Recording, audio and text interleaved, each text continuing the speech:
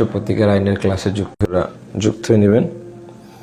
Sound এবং others issue নিয়ে যদি কোনো সমস্যা থাকে সেটা আমাকে জানাবেন, আমি সেটা সলভ করে দিব।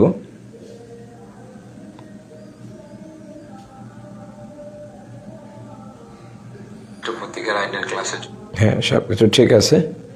আপনাদের রিকোয়েস্ট করব খুব দ্রুত সময়ের মধ্যে যুক্ত হয়ে নিতে।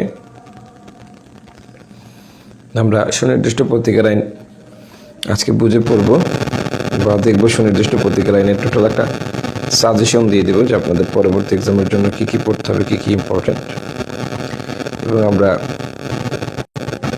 টোটাল সুনির্দিষ্ট প্রতিকার আইনের কীভাবে বুঝে পড়া সম্ভব, খুব সহজে আয়ত্ত করা সম্ভব, সেই বিষয়গুলো নিয়ে কথা বলবো।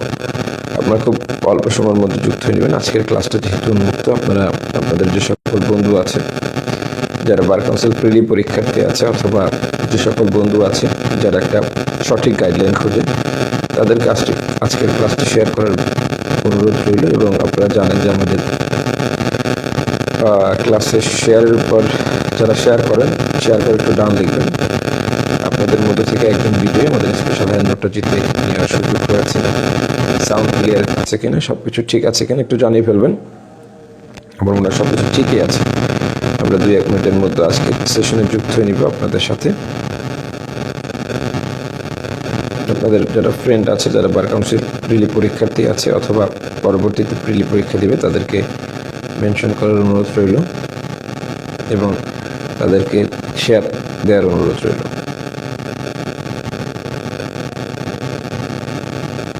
এটা আমাদের টার্গেট 40 ডেজের যে প্যাকেজ বার কাউন্সিল প্রিলি বুস্টার, শেষ 40 দিনের যে পূর্ণাঙ্গ প্রস্তুতি, সেই প্যাকেজের একটি ক্লাস। তো আপনারা চাইলে এটাকে একটা যাচাই ক্লাস হিসেবে নিতে পারেন যে আমাদের ক্লাসগুলো 40 ডেজের যে প্যাকেজ আছে সেখানে ক্লাসগুলো কেমন হবে, তবে একটা রিফ্লেকশন আপনারা পাবেন। যাই হোক, আপনাদের খুব দ্রুত সময়ের মধ্যে যুক্ত হয়ে নেওয়ার অনুরোধ রইল। আপনাদের ফ্রেন্ডদেরকে একটু মেনশন দেওয়ার অনুরোধ রইল। কে কোথা থেকে যুক্ত হবে? কে কথা? হ্যাঁ, থ্যাংক ইউ।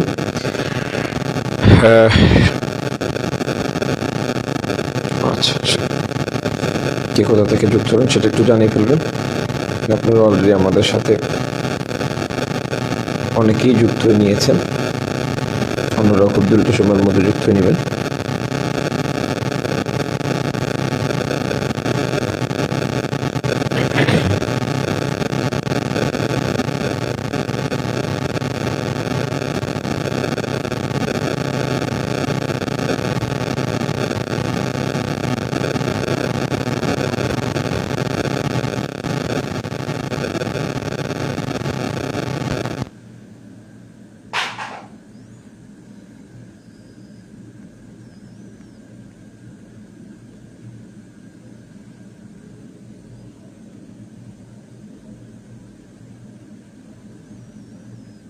ওকে, ঠিক আছে। আপনারা একটু কমেন্ট করে জানিয়ে ফেলবেন কে কোথা থেকে যুক্ত হয়েছেন। যারা শেয়ার দিয়েছেন তারা শেয়ার দিয়ে একটু ডান লিখবেন। আপনাদের যে সকল বন্ধু আছে যারা বার কাউন্সিল প্রিলি পরীক্ষা দিচ্ছেন অথবা ভবিষ্যতে যারা প্রিলি পরীক্ষা দিবেন, তাদের একটু মেনশন দেওয়ার বিনীত অনুরোধ রইল। এবং যারা শেয়ার দিবেন, শেয়ার দিয়ে একটু ডান লিখবেন, কারণ আপনারা যারা শেয়ার দিয়ে ডান লিখবেন তাদের জন্য আমাদের স্পেশাল যে হ্যান্ড নোটটা আছে, যেটা থেকে গত বছর সর্বশেষ বার কাউন্সিল পরীক্ষায় 92টা হুবহু কমন পড়েছিল, সেই নোটটা ফ্রিতে জিতে নেওয়ার একটা সুযোগ আছে। অলরেডি আপনারা অনেকগুলো শেয়ার দিয়েছেন, প্রায় 58টার প্লাস শেয়ার হয়েছে। আমরা 2-1 মিনিটের মধ্যে আমাদের আজকের সেশনে যুক্ত হয়ে নিব, আজকের ক্লাসে যুক্ত হয়ে নিব। আপনারা যারা এখনও যুক্ত হতে পারেন না, খুব অল্প সময়ের মধ্যে যুক্ত হয়ে নেবেন। কোনো সমস্যা থাকলে সেটা একটু কমেন্টে জানিয়ে ফেলবেন। সাউন্ড ক্লিয়ার আছে, অন্য কোনো সমস্যা থাকলে সেটা একটু জানিয়ে ফেলবেন। আমরা খুব দ্রুত সময়ের মধ্যে আমাদের আজকের সেশনে সুনির্দিষ্ট প্রতিকার আইনের বুস্টার প্যাকেজের ক্লাসে যুক্ত হয়ে নিব এবং আমরা কিভাবে আইনটাকে খুব সহজে বুঝে পড়তে পারি সেই বিষয়টা নিয়েও আমরা আজকের সেশনে আলাপ করব। তো যাই হোক, আপনাদের যুক্ত হওয়ার অপেক্ষায় আপনারা যুক্ত হয়েছেন অলরেডি। অন্যদের জন্য একটু সময় নেব, 2-1 মিনিট, যাতে যাতে যারা যুক্ত হচ্ছেন তারা যেন সকলেই একদম শুরু থেকে, আজকের ক্লাসটা 2টা পার্ট, একটা হচ্ছে আমাদের আইনটাকে কিভাবে বুঝে পড়তে হয় সেটা দেখবে, এবং এটার সুনির্দিষ্ট প্রতিকার আইনের যে 10 মার্কস আছে, 10 মার্কসের জন্য আপনাকে কি কি পড়তে হবে, কোন কোন ধারা পড়তে হবে, সেই বিষয়ে একটা কমপ্লিট সাজেশন দিয়ে দেব। সুতরাং আপনাদের খুব দ্রুত যুক্ত হয়ে নেবেন। যারা অলরেডি যুক্ত হয়েছেন তাদেরকে অসংখ্য ধন্যবাদ। কে কোথা থেকে যুক্ত হলেন সেটা একটু জানিয়ে ফেলবেন। আপনাদের যে সকল বন্ধু আছে যারা বার কাউন্সিল প্রিলি পরীক্ষা এখন দিবেন অথবা ভবিষ্যতে দিবেন, তাদেরকে একটু মেনশন করার বা তাদেরকে যুক্ত করার অনুরোধ জানাচ্ছি। আজকের সেশনটা যেহেতু উন্মুক্ত সেশন, সুতরাং হচ্ছে আপনাদের এটা আমাদের উদ্দেশ্যই থাকে উন্মুক্ত সেশনগুলোর ম্যাক্সিমাম নাম্বারস অফ স্টুডেন্ট যাতে আমাদের এই সেশনের মধ্য দিয়ে উপকৃত হতে পারে। সুতরাং আপনারা একটু শেয়ার দিয়ে সেই আমাদের যে উদ্দেশ্যটা বাস্তবায়ন করার সাথে আপনারাও যুক্ত হবেন, এবং আপনারা যুক্ত হলে ক্ষেত্রে আপনাদেরও একটা লাভ আছে। ক্লাসটা যদি কখনো আপনাদের দরকার হয় আবার দেখার, তখন আপনারা সেখান থেকে যেখানে শেয়ার দিয়েছিলেন বা নিজের টাইম লাইনে শেয়ার দিলে সেখান থেকে দেখে নিতে পারবেন। আবার আমাদের যে স্পেশাল হ্যান্ড নোটটা আছে, যেটা এবার only for our paid student, সব কিছু ঠিক আছে। তাহলে আমরা চলে যাচ্ছি আজকের সেশনে। আজকে আমরা সুনির্দিষ্ট প্রতিকার আইনের একটা মাস্টার ক্লাসে যুক্ত হয়েছি। তো থ্যাংক ইউ যারা অলরেডি যুক্ত হয়ে নিয়েছেন বা যুক্ত হয়ে নিতে পেরেছেন, তাদেরকে অসংখ্য ধন্যবাদ। তাহলে আমরা আজকের সেশনে দেখি আমরা কি কি বিষয় নিয়ে আলাপ করব। ঠিক আছে, থ্যাংক ইউ। শেয়ার দিয়ে ডান লিখেছেন মিজান, সিলেট থেকে যুক্ত হয়েছেন কামরুল, থ্যাংক ইউ। ওকে, যারা যুক্ত হয়েছেন, যারা শেয়ার দিয়েছেন এবং যারা এখনও যুক্ত হচ্ছেন, সবাইকে অসংখ্য ধন্যবাদ। তো আজকের যে সেশনটা আছে, আমরা আগেই বলেছি যে আজকের সেশনটা হচ্ছে আমাদের যে এই যে লাস্ট যে 40 ডেজ যেটাকে আমরা বলেছি, সেই 40 ডেজের একটা প্যাকেজের প্রথম ক্লাস। অর্থাৎ এই ক্লাসের মাধ্যমে আমাদের শেষ 40 দিন আমরা কি পড়বো, কিভাবে পড়বো, সেই বিষয়ের একটা রিফ্লেকশন পাবেন। আচ্ছা, তো আজকে আমরা যেটা দেখতেছি সেটা হচ্ছে সুনির্দিষ্ট প্রতিকার আইন। সুনির্দিষ্ট প্রতিকার আইন যেটা আছে, আপনারা জানেন যে বার কাউন্সিল সিলেবাসে যে 7টা আইন আছে, সেই 7টা আইনের মধ্যে সব থেকে অল্প পরিশ্রমে ভালো নম্বর তোলা যায়। অর্থাৎ এটা প্রিলির ক্ষেত্রে বলেন, আবার রিটেনের ক্ষেত্রে তো তামাদি আইনের এটার যে ছোট আইন যেটা থেকে 15 নম্বর, এটার মতো কিন্তু নাই। আবার প্রিলিতে এখানে 10 নম্বর। তাহলে যে বিষয়টা সেটা হচ্ছে সুনির্দিষ্ট প্রতিকারের একটা ছোট আইন, এবং এখান থেকে একটা ভালো নম্বর ক্যারি করা যায়।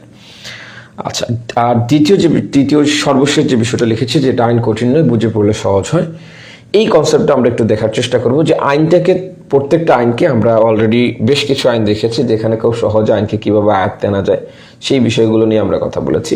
তো আজকে আমরা দেখার চেষ্টা করব যে এই আইনটাকে আমরা কিভাবে খুব সহজে আয়ত্তে নিয়ে আসতে পারি। ওকে, তো যাই হোক, আমরা আর কথা বাড়াবো না, আমরা চলে যাব আজকের সেশনে। তো মুছে ফেলি। আমরা টোটাল যে সেশনটা আছে, সেই সেশনটাকে 2টা পার্টে বিভক্ত করেছি। প্রথম পার্টে হচ্ছে আমরা আপনাদের একটা ওভারঅল গাইডলাইন দিব, বা যেটাকে বলে আমরা একটা সাজেশন দিব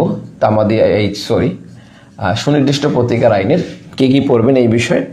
আর এরপরে আমরা দেখব যে এটাকে খুব সহজে কিভাবে আমরা বুঝে পড়তে পারি, সহজে কিভাবে বুঝে পড়া যায়, এই বিষয়টা একটু নিয়ে কথা বলবো, এই আর কি। তো যাই হোক, আমরা ক্লাসে চলে যাই। আপনারা যারা পরে যুক্ত হয়েছেন তাদের জন্য বলবো, আপনারা একটু শেয়ার দিয়ে ডান লিখবেন, আপনাদের যে সকল বন্ধু আছে তাদেরকে একটু মেনশন দিবেন। তাহলে আমরা একটু চলে যাই আর দেখি তামাদি এই সুনির্দিষ্ট, বারবার তামাদি মনে আসছে, সুনির্দিষ্ট প্রতিকার আইনের সাজেশনটা দেখেন। এখন পর্যন্ত সুনির্দিষ্ট প্রতিকার আইনে জুডিশিয়ারিতে এবং বার কাউন্সিলে যে প্রশ্ন এসেছে, আপনারা জানেন যে এটার মোট ধারা আছে 57টা। এর মধ্যে 44 থেকে 51 পর্যন্ত ধারাগুলো, 45 থেকে 51 পর্যন্ত ধারাগুলো নেই।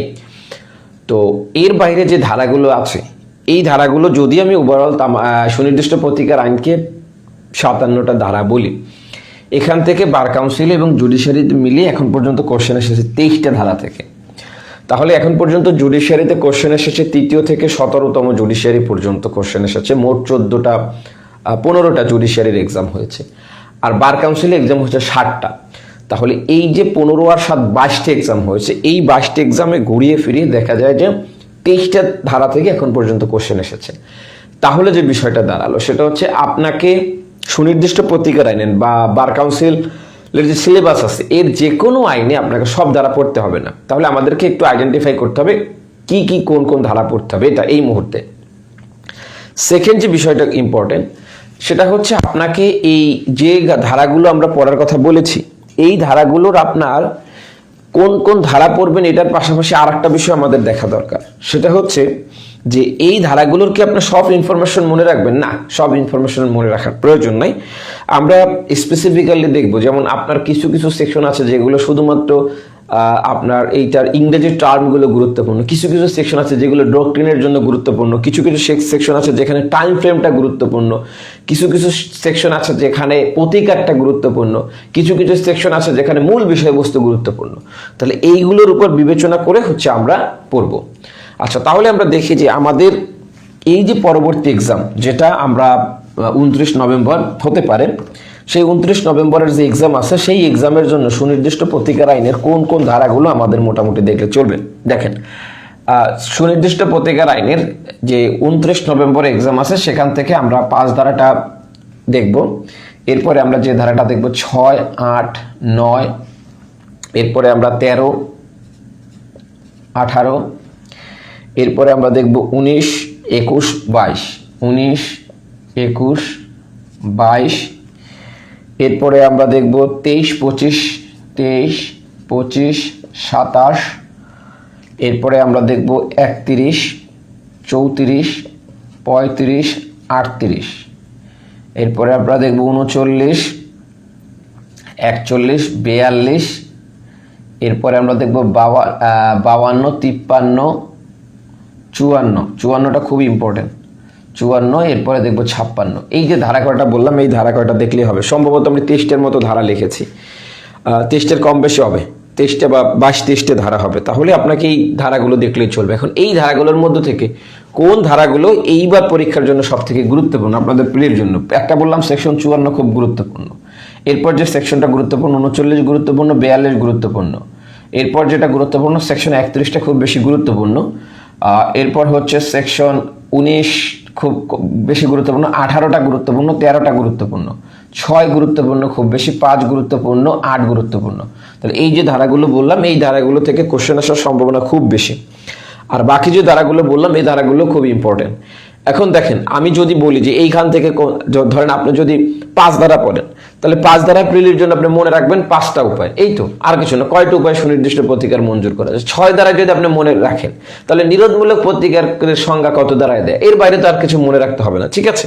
তাহলে যে বিষয়টা বললাম যে এই ধারাগুলো আমাদের ইম্পর্টেন্ট, আমরা এখন দেখবো যে এইগুলো আমরা কিভাবে পড়বো, কোনটায় কতটুকু ইনফরমেশন জানবো, ঠিক আছে? তাহলে প্রথমে বললাম যে আপনাকে যদি একটা কমপ্লিট প্রিপারেশন নিতে হয় যে আমি এই ধারাটার কতটুকু পড়বো, এটা বুঝতে হলে আপনাকে একটু প্রিভিয়াস ইয়ারের যে কোশ্চেন আছে সেই কোশ্চেনটা একটু অ্যানালাইজ করতে হবে।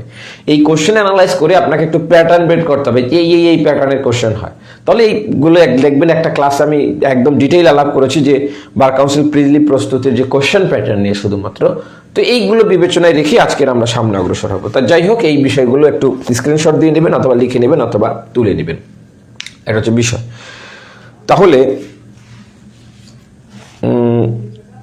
আচ্ছা, এরপরে আমরা তাহলে মূল আলোচনায় চলে যাই। মূল আলোচনায় যে বিষয়টা নিয়ে কথা বলবো সেটা হচ্ছে সুনির্দিষ্ট প্রতিকার যে আইন আছে সেই সুনির্দিষ্ট প্রতিকার আইনের যে বলেছিলাম যে এটাকে কিভাবে বুঝে পড়তে হয় এই বিষয়টা নিয়ে একটু কথা বলবো। আর একটা বিষয় বলবো, আমাদের এই প্যাকেজে আপনাকে আমাদের বাইরে কিছুই পড়তে হবে না, যে বিষয়গুলো পড়াবে এগুলো এতে নিয়ে আসলেই চলবে। এবং আপনাদের এখানে একদম ওভারঅল নোট মডেলটা সব কিছু সহ একটা কমপ্লিট প্যাকেজ। যারা যুক্ত হতে চান তারা উপরের নাম্বারে যোগাযোগ করবেন, আজকের ক্লাসটা যাচাই ক্লাস হিসাবে নিতে পারেন। তাহলে দেখেন, সুনির্দিষ্ট প্রতিকার আইন দেখতে হলে আমরা একটা সুনির্দিষ্ট প্রতিকার আইনের প্রথমে একটু হিস্টোরিক্যাল ব্যাকগ্রাউন্ড দেখব। এখন প্রথমত হচ্ছে যে সুনির্দিষ্ট প্রতিকার যে আইনটা আছে এইটাকে বলা হয় একটা ইকুইটি ল। তাহলে এই ইকুইটি লটার কিসের উপর ভিত্তি করে আসলে আসলো এই কনসেপ্টটা নিয়ে একটু কথা বলি। দেখেন, ইকুইটির সাউন্ডে কি কোনো সমস্যা আছে কি না একটু জানাবেন। সাউন্ড, একজনে কমেন্ট করেছেন সাউন্ডের সমস্যা হচ্ছে, সাউন্ডে কি কোনো প্রবলেম আছে?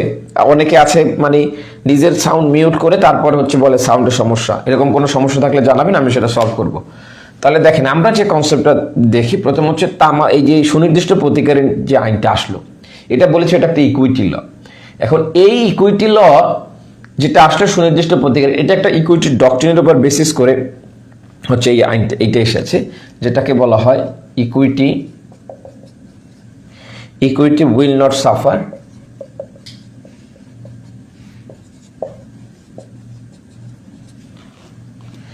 equity will not suffer a wrong without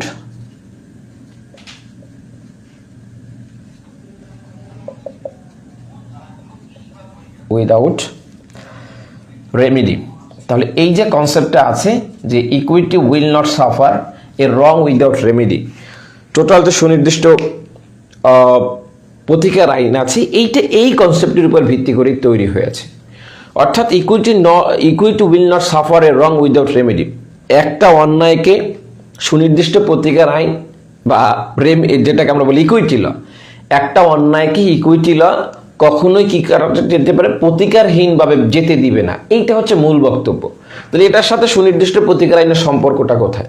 তাহলে একটা অন্যায়কে, যেটা আমরা বলেছি, একটা অন্যায়কে সুনির্দিষ্ট প্রতিকার আইন ইকুইটি ল প্রতিকারহীনভাবে যেতে দিবে না, তাহলে এটার সাথে এই সুনির্দিষ্ট প্রতিকার আইনের সম্পর্কটা কোথায়? এটা একটু আমরা দেখি। দেখেন, প্রথমে যে কনসেপ্টটা আছে, যে আইনটাকে আমরা বলি, এই আইনটার নাম হচ্ছে সুনির্দিষ্ট প্রতিকার আইন। তাহলে একটা নাম দেখেন, এইটার নাম সুনির্দিষ্ট প্রতিকার আইন কেন হলো? সুনির্দিষ্ট প্রতিকার আইন। এখন এই আইনটার নাম সুনির্দিষ্ট প্রতিকার আইন কেন হলো? এটা হওয়ার পিছনে একটা কারণ আছে। কারণটা হচ্ছে, দেখেন, একটু মনোযোগী হই।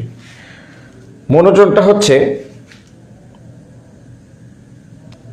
প্রথম, আমাদের দুই ধরনের প্রতিকার আমরা পাই। আমাদের যে প্রচলিত আইন আছে, এই প্রচলিত আইনে এক ধরনের প্রতিকার হচ্ছে কমন ল এর প্রতিকার, কমন ল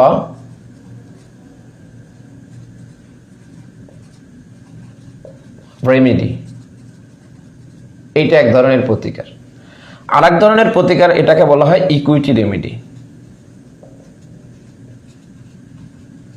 আচ্ছা, এখন এই যে ইকুইটি রেমেডির যে কনসেপ্টটা, এইটার উৎপত্তি হচ্ছে ইংল্যান্ডে এক ধরনের কোর্ট ছিল, যে কোর্টটাকে বলা হতো ইকুইটি কোর্ট অথবা চ্যানচেরি কোর্ট। এখন আপনার যদি ইকুইটেবল কোনো প্রতিকার পাইতে হতো, তাহলে চ্যানচেরি কোর্টে মামলা করতে হইতো বা চ্যানচেরি আদালতে মামলা করতে হইতো। আর কমন ল কোর্ট, যেটাকে আমরা দেওয়ানি আদালত বলি, বা কমন ল বেসড যে রেমেডিটা ছিল, এটা দেওয়া হতো শুধুমাত্র ক্ষতিপূরণ আকারে।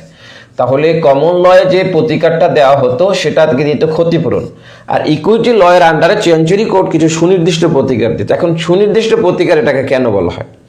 সুনির্দিষ্ট প্রতিকার বলার পিছনে যে কারণটা, সেটা হচ্ছে সুনির্দিষ্ট প্রতিকারটা কি?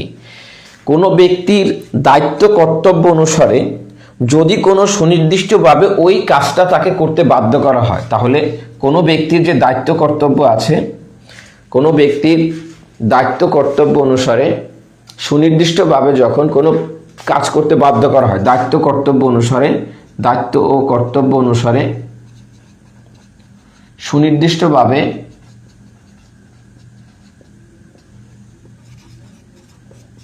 কোনো নির্দেশ প্রদান করা হয়, সেটাকে বলা হয় সুনির্দিষ্ট প্রতিকার। এখন এই সুনির্দিষ্ট প্রতিকার আইন কেন আনা প্রয়োজন হলো, এটা একটু দেখি। এই সুনির্দিষ্ট প্রতিকার আইন আনা প্রয়োজন হলো, ভারতীয় উপমহাদেশে যে লটা ছিল, এই লয়ে আপনি যদি রেমেডি চাইতেন, তাহলে আপনাকে রেমেডি হিসেবে শুধুমাত্র ক্ষতিপূরণ ছাড়া অন্য কিছু দেওয়ার সুযোগ ছিল না। এখন এই যে ক্ষতিপূরণ দিয়ে, শুধুমাত্র ক্ষতিপূরণ দিয়ে এই রেমেডি অনেক ক্ষেত্রে দেওয়া সম্ভব হয় না।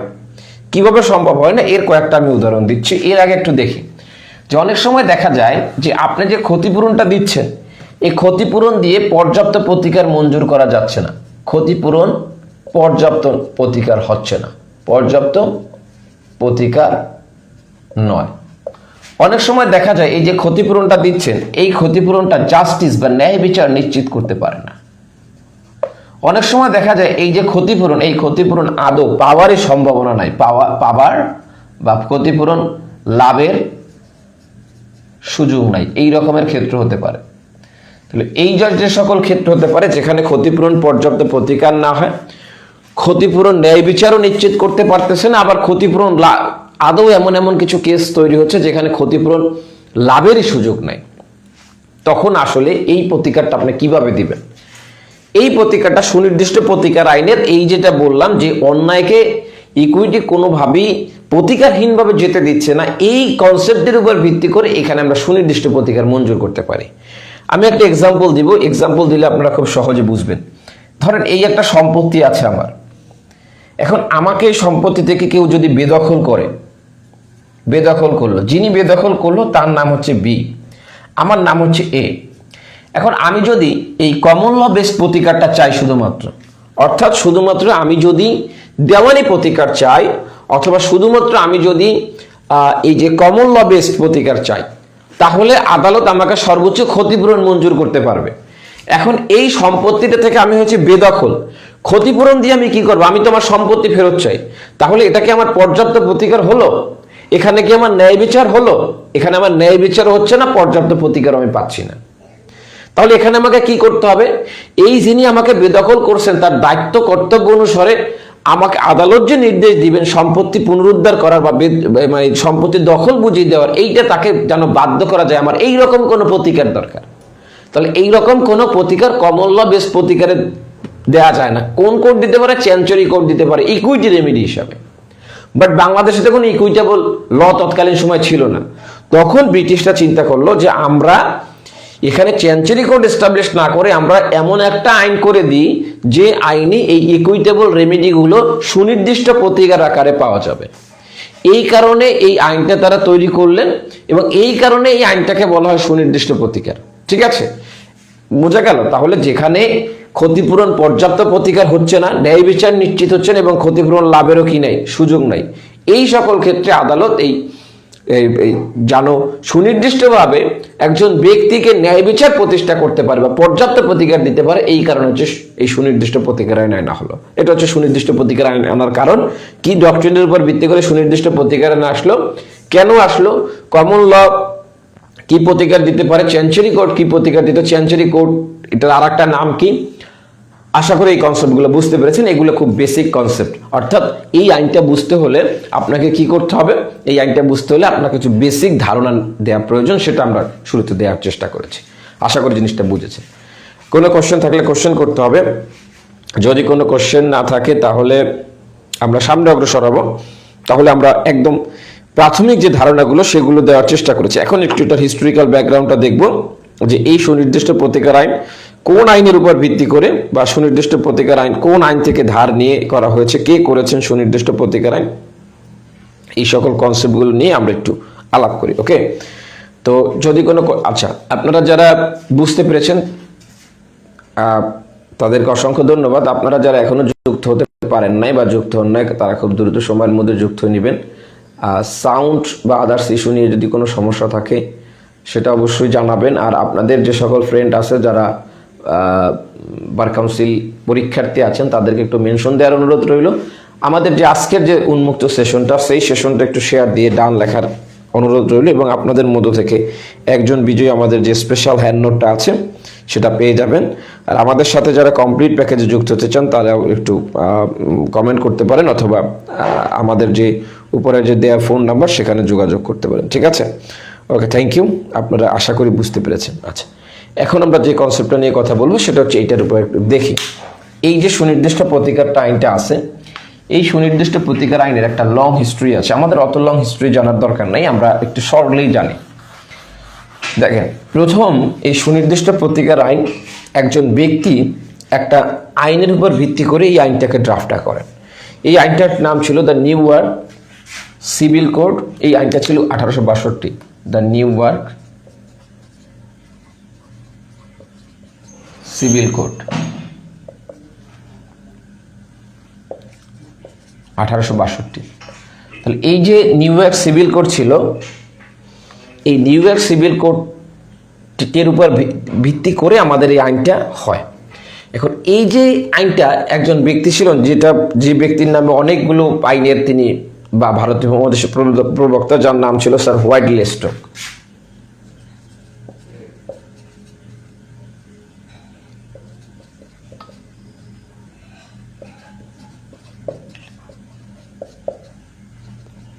স্ট্রোক, এই স্যার হোয়াইটলি স্ট্রোক এই the new York civil code নামে যে আইনটা আছে, এই আইনটার উপর ভিত্তি করে আমাদের যে 1877 সালের যে সুনির্দিষ্ট প্রতিকার আইনটা দেখি, এইটার একটা খসড়া উপস্থাপন করেন।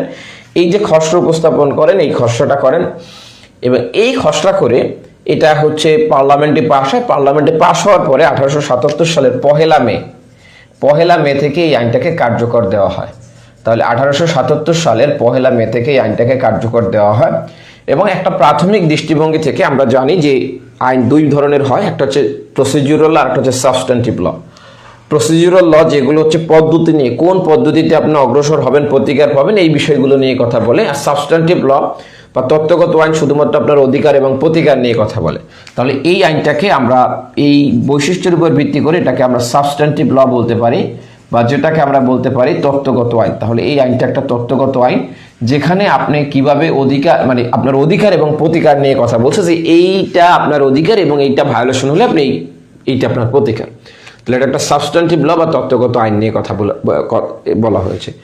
এই যে সুনির্দিষ্ট প্রতিকার আইনটা আছে, এটা সর্বশেষ 2004 সালে একবার সংশোধনী হয়েছিল। সর্বশেষ সংশোধন হয় 2004 সালে, এবং এই সংশোধনটাকে কার্যকর দেওয়া হয় 1/7/2005। তাহলে এটা সংশোধন হয়েছে 2004 সালে এবং এটাকে কার্যকর দেওয়া হয় 1/7/2005 সালে। এখানে একটা গুরুত্বপূর্ণ ধারা সংযোজিত হয়। তাহলে যে গুরুত্বপূর্ণ ধারাটা সংযোজিত হয় সেটা হচ্ছে 21 ক, অর্থাৎ বায়নানামা যে দলিল আছে সেইটার চুক্তি বা বায়না চুক্তি আমরা কিভাবে কার্যকর করতে পারি, সেই বিষয়টা নিয়ে হচ্ছে এই 21 কটা আনয়ন করা হয়েছে। তাহলে সুনির্দিষ্ট প্রতিকার আইন কোন আইনের উপর ভিত্তি করে হয়েছিল, বা কোন আইনটা থেকে এটা ধার নেয়া, কে করেছিল এই ড্রাফটটা, কত সালে এটাকে কত তারিখে এটাকে কার্যকর দেওয়া হয়েছিল, এটার বৈশিষ্ট্য কেমন, সর্বশেষ যে সংশোধনী কত তারিখে হয় এবং এইটা কত তারিখে কার্যকর হয়, কোন ধারাটা সংশোধন এসেছিল, এটা আমরা ডিটেইল জানবো। যেটাকে আমরা বলে থাকি যে সম্পত্তি বিক্রির যে চুক্তি আছে, সেই সম্পত্তি, স্থাবর সম্পত্তির বিক্রির চুক্তিটাকে যে কার্যকরের বিষয়টা হচ্ছে আলাপ করেছে। ঠিক আছে, আশা করি জিনিসটা বুঝতে পেরেছেন। এখন আমরা হচ্ছে এই মূল আইনের বা মূল টেক্সটে একটু যাই, যে এটাকে আমরা একটু দেখার চেষ্টা করি যে এই আইন থেকে আমাদের কি কি দেখতে হবে। দেখেন, এই আইনের 1, 2 এই ধারাগুলো দেখার দরকার নাই। বলেছিলাম এই আইনের ইম্পর্টেন্ট ধারা হচ্ছে 5, তবে 3 থেকে একটা শব্দ আমরা একটু জানবো, একটা বিষয় আমরা একটু জানবো। দেখেন, সেকশন 3-এ যে সংজ্ঞাটা প্রদান করা হয়েছে, এখানে বেশ কিছু কনসেপ্টের সংজ্ঞা দেওয়া হয়েছে। সেকশন 3 থেকে এখন পর্যন্ত কখনোই কোশ্চেন আসে নাই। যদি কোশ্চেন আসে তাহলে একটা টার্ম থেকে কোশ্চেন আসতে পারে, সেটা একটু শিখি। সেকশন 3 এখানে একটা শব্দ ব্যবহার করছে, অব্লিগেশন। এই যে সুনির্দিষ্ট প্রতিকার আইনে অব্লিগেশন বা বাধ্যবাধকতার যে কনসেপ্ট, এইটা খুব গুরুত্বপূর্ণ কনসেপ্ট।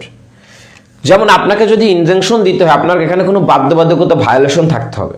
তাহলে বাধ্যবাধকতার যে বিষয়টা আছে, এই অব্লিগেশন দ্বারা কি বোঝায়?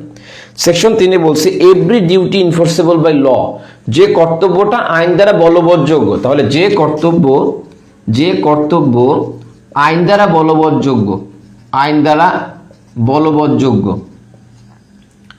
এই আইন দ্বারা বলবৎযোগ্য ডিউটিটাকে, আচ্ছা এই পাশে লিখি,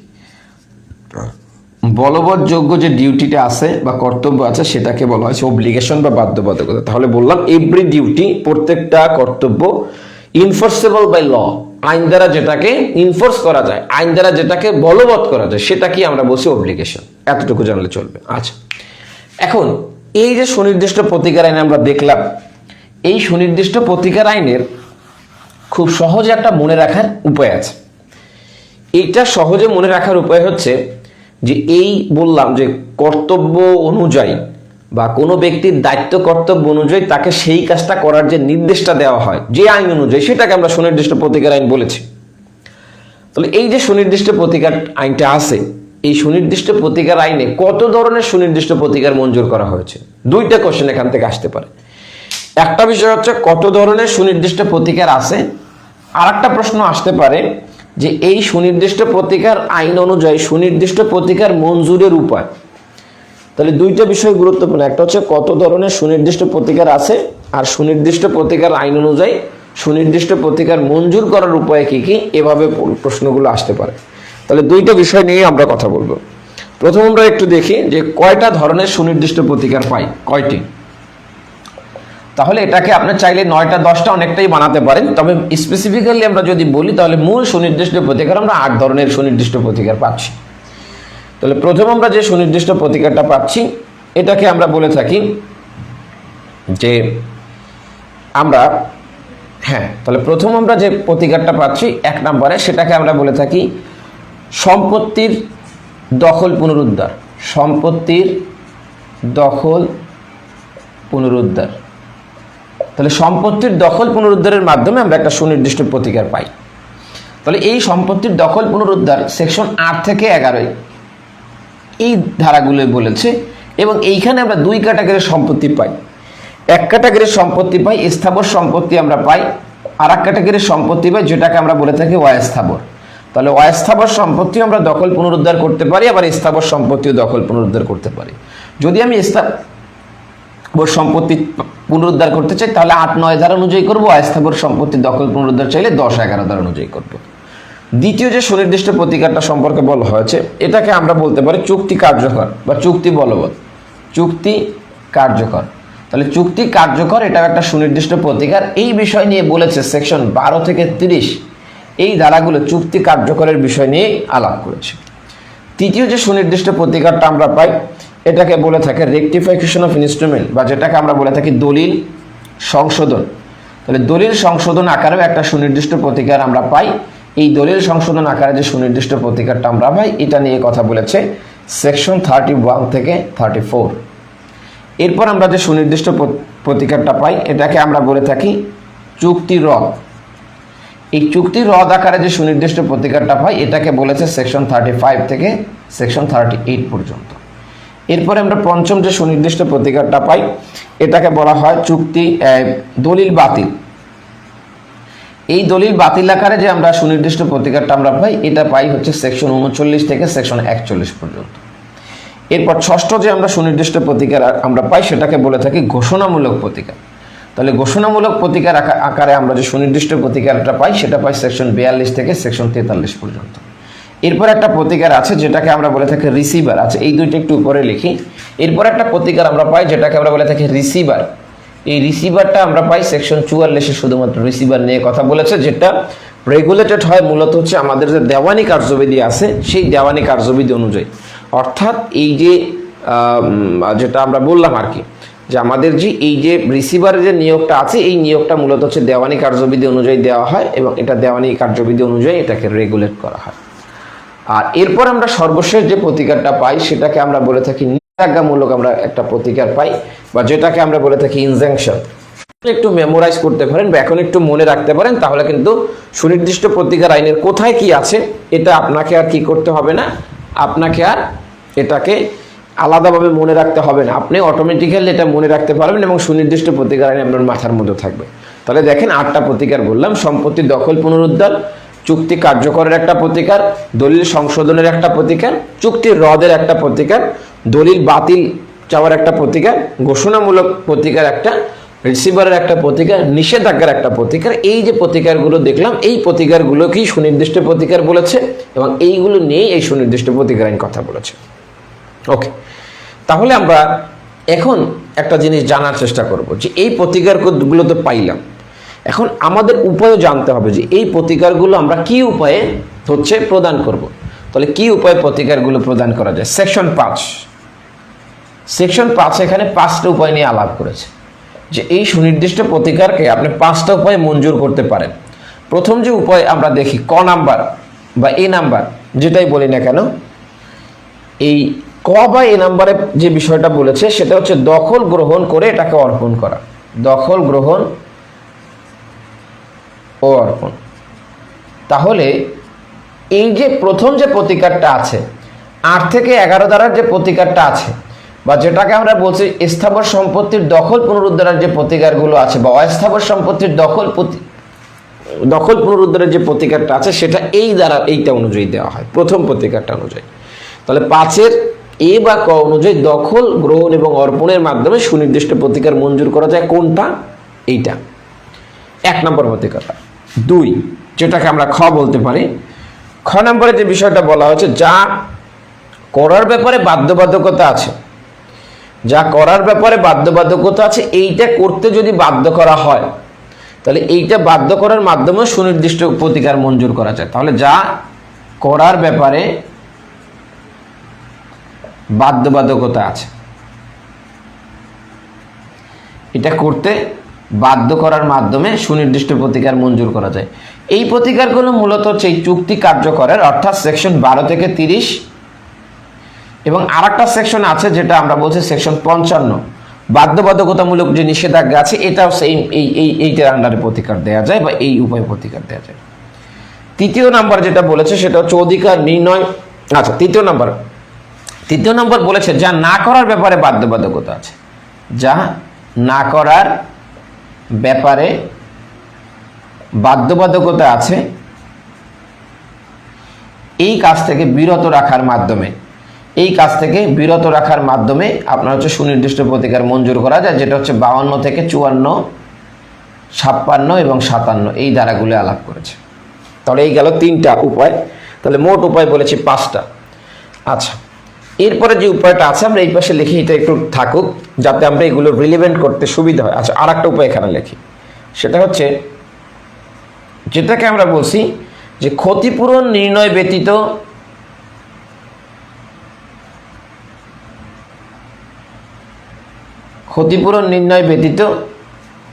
অধিকার নির্ণয় বা ক্ষতিপূরণ ব্যতীত অধিকার নির্ণয় ও ঘোষণা।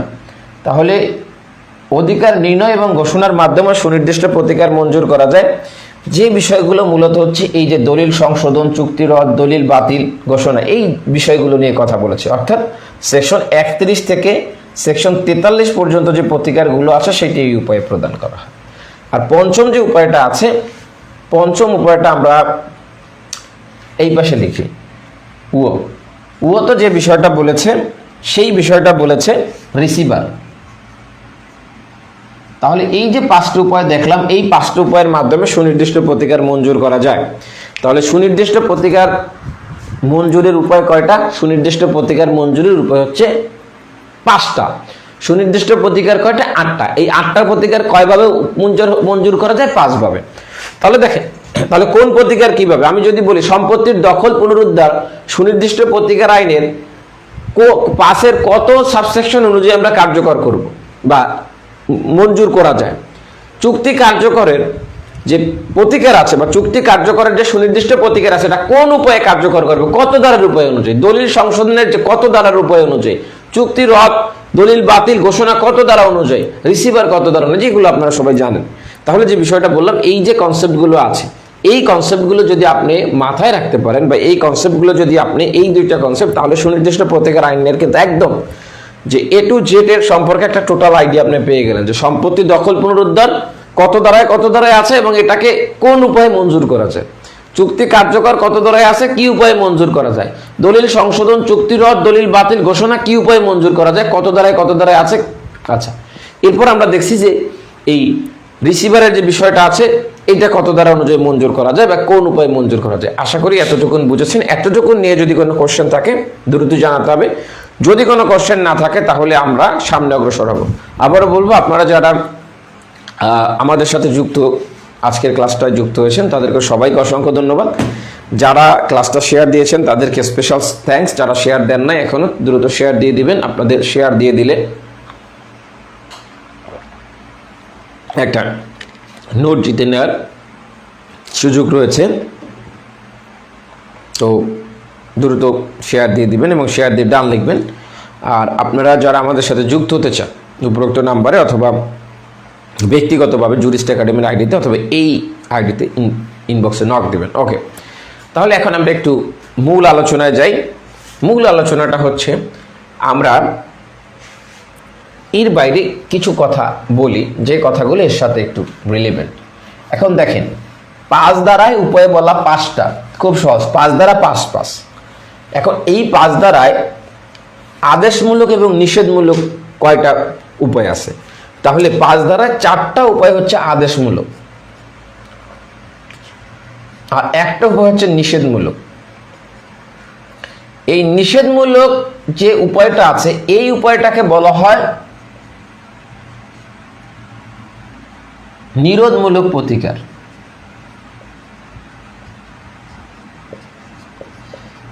তাহলে দেখেন, 4টা আদেশমূলক উপায় আছে, একটা নিষেধমূলক আছে। এই নিষেধমূলকটাকে বলা হয় নিরোধমূলক প্রতিকার। 2টা প্রশ্ন এখান থেকে আসতে পারে। আচ্ছা, আপনাদের একটু একটা কোশ্চেন করি যে নিরোধমূলক প্রতিকারের সংজ্ঞা কত ধারায় দেয়া, নিরোধমূলক প্রতিকারের প্রকার কত ধারায় বলা। ঠিক আছে, তাহলে প্রশ্ন কিন্তু 2টা কাছাকাছি কোশ্চেন। আপনি যদি খুব দ্রুত দেখেন তাহলে কিন্তু আপনার হচ্ছে ভুল করার সম্ভাবনা খুব বেশি। একটা কোশ্চেন হচ্ছে নিরোধমূলক প্রতিকারের সংজ্ঞা কত দ্বারায় দেয়া, নিরোধমূলক প্রতিকারের প্রকার কত দ্বারায় বলা, ঠিক আছে, দুইটা সুনির্দিষ্ট প্রতিকার আইনে আছে। এখন দেখেন এই যে নিরোধমূলক প্রতিকারের সংজ্ঞা প্রদান করা হয়েছে সেকশন 6, খুব গুরুত্বপূর্ণ আপনাদের এইবারের পরীক্ষার জন্য। সেকশন 6-তে কিছুই বলে নাই, বলছে পাশের যে ঘ আছে বা পাশের যে ঘ কি আছে, পাশের সিতে বলা হয়েছে যে নিরোধমূলক প্রতিকার হচ্ছে এমন প্রতিকার যেটা না করার ব্যাপারে যদি কোনো বাধ্যবাধকতা থাকে সেই কাজটা থেকে বিরত রাখার মাধ্যমে যে প্রতিকারটা মঞ্জুর করা যায় বা সেই কাজটা থেকে, ঠিক আছে। আচ্ছা 652, ওকে। আচ্ছা তাহলে নিরোধমূলক প্রতিকারের সংজ্ঞা কত দ্বারায় দেয়া, 6 দ্বারায় দেয়া। আচ্ছা এর যে নিরোধমূলক প্রতিকার কয়টা উপায় দেয়া যায়, 52 দ্বারায় বলছে এই নিরোধমূলক প্রতিকার হচ্ছে 2 প্রকার বা এর উপায় হচ্ছে 2টা, যেটাই বলি না কেন। তাহলে নিরোধমূলক প্রতিকার 2টা উপায় দেয়া যায় বা এটা 2 প্রকার। একটা হচ্ছে যেটাকে আমরা বলে থাকি অস্থায়ী নিষেধাজ্ঞার মাধ্যমে নিরোধমূলক প্রতিকার মঞ্জুর করা যায়, অস্থায়ী নিষেধাজ্ঞার মাধ্যমে। আরেকটা মাধ্যম আছে সেটাকে আমরা বলে থাকি চিরস্থায়ী নিষেধাজ্ঞা। তাহলে চিরস্থায়ী নিষেধাজ্ঞার মাধ্যমেও নিরোধমূলক প্রতিকার মঞ্জুর করা যাচ্ছে। আর একটা হচ্ছে যেটাকে আমরা বলছি অস্থায়ী নিষেধাজ্ঞা, অস্থায়ী নিষেধাজ্ঞার মাধ্যমে আমাদের এই নিরোধমূলক প্রতিকার মঞ্জুর করা যাচ্ছে। তাহলে কোথায় সংজ্ঞা আছে, কোথায় আছে। আচ্ছা এখন দেখেন যদি প্রশ্ন আসে যে নিচের কোনটি সুনির্দিষ্ট প্রতিকার আইন নয়, ঠিক আছে, মানে বা সুনির্দিষ্ট প্রতিকার নয়, তাহলে মনে রাখবেন যে ক্ষতিপূরণের যে বিষয়টা আছে সেই ক্ষতিপূরণের বিষয়টা সুনির্দিষ্ট প্রতিকার নয়। তাহলে এটা আমরা কোথায় পেলাম? যদি এইরকম প্রশ্ন আসে আপনাদেরকে একটু প্রশ্ন লিখে দিই, আপনারা একটু উত্তর করার চেষ্টা করেন। যদি প্রশ্ন আসে কত ধারা অনুযায়ী ক্ষতিপূরণ সুনির্দিষ্ট প্রতিকার নয়, এই ধরনের কোশ্চেনটা দিল। এখন এখানে অপশন দিল, 1 নম্বরে দিল অপশন সেকশন 29, খ নম্বরে দিল সেকশন 19, গ নম্বরে দিল সেকশন 5, ঘ নম্বরে দিল সেকশন 7। আচ্ছা তাহলে আপনারা একটু কমেন্ট করেন যে কত ধারা অনুযায়ী ক্ষতিপূরণ সুনির্দিষ্ট প্রতিকার নয়। আচ্ছা তাহলে ক্ষতিপূরণ সুনির্দিষ্ট প্রতিকার নয়।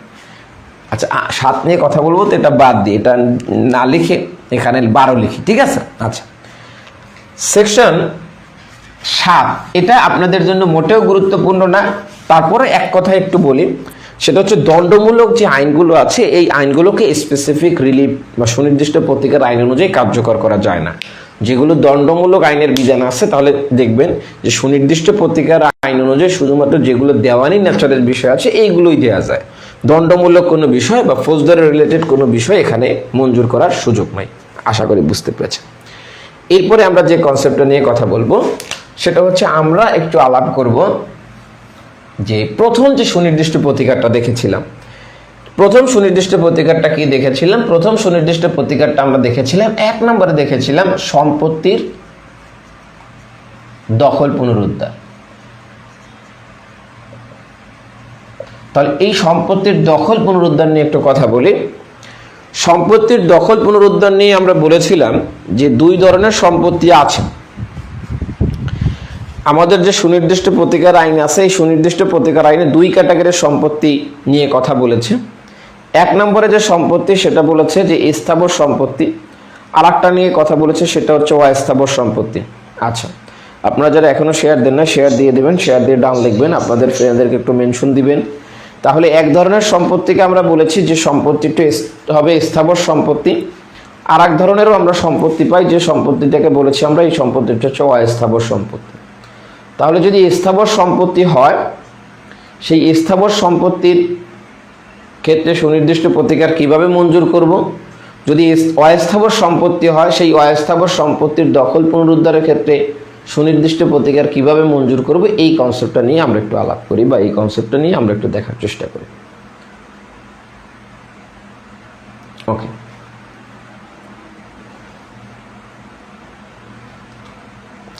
আচ্ছা আপনাদের একটা কোশ্চেন করা হয়েছিল, আপনারা অনেকেই উত্তর করেছেন। অনেকে রাইট উত্তর করেছেন, অনেকে রং উত্তর করেছেন। 5-এর ডি বলেছেন একজনে বলেছেন 29, অনেকে বলেছেন 19, ম্যাক্সিমাম 19 বলেছেন। আচ্ছা, এরপরে হচ্ছে 12, হ্যাঁ 19, 29 এগুলো বেশি বলেছেন। সি বলেছেন। আচ্ছা দেখেন, এইটার উত্তরটা হচ্ছে সেকশন 5-এ আছে। 5-এ সাবসেকশন ঘ বা ডিটা যেটা দেখেছিলাম, এখানে কিন্তু একভাবে বলেছিলাম ক্ষতিপূরণ ব্যতীত অধিকার নির্ণয় এবং ঘোষণা। তাহলে ক্ষতিপূরণ ব্যতীত মানে হচ্ছে ক্ষতিপূরণ ছাড়া আপনাকে এটা করতে হবে, সুতরাং ক্ষতিপূরণ সুনির্দিষ্ট প্রতিকার নয়। তাহলে আপনারা যারা 19 বলেছেন বা 29 বলেছেন বা 12 বলেছেন, তাদের উত্তরটা ভুল হয়েছে। 5-এর ডিতে এটা বলা আছে, এই কারণে এটা একটু মনোযোগ দিতে হবে। আমি কিন্তু লিখে দিয়েছিলাম, বাট আপনারা আইডেন্টিফাই করতে পারেন না, এই কারণে একটু মনোযোগী হতে হবে। ওকে, তাহলে এখন দেখেন, এই সুনির্দিষ্ট প্রতিকার সম্পত্তির ক্ষেত্রে দুইভাবে দেওয়া যায়। একটা হচ্ছে সেকশন 8 অনুযায়ী আপনি একটা দিতে পারেন স্থাবর সম্পত্তির ক্ষেত্রে, আর একটা পারেন সেকশন 9 অনুযায়ী। এখন আমরা দেখেন আমরা বলেছি যে আমাদের বার কাউন্সিলে যে কোশ্চেন আসে, অনেক সময় ইংরেজি টার্ম তুলে দিয়ে বলে এটা কোথায় আছে। দেখেন সেকশন 8-এর এই ইংরেজি টার্মটা গুরুত্বপূর্ণ।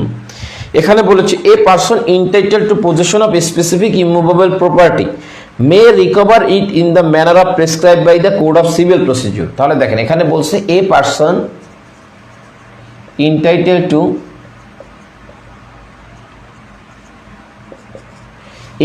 to recover, entitled to the possession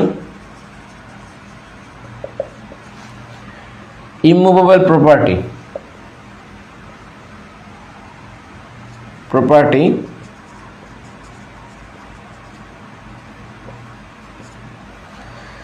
তারপর বলা হয়েছে মে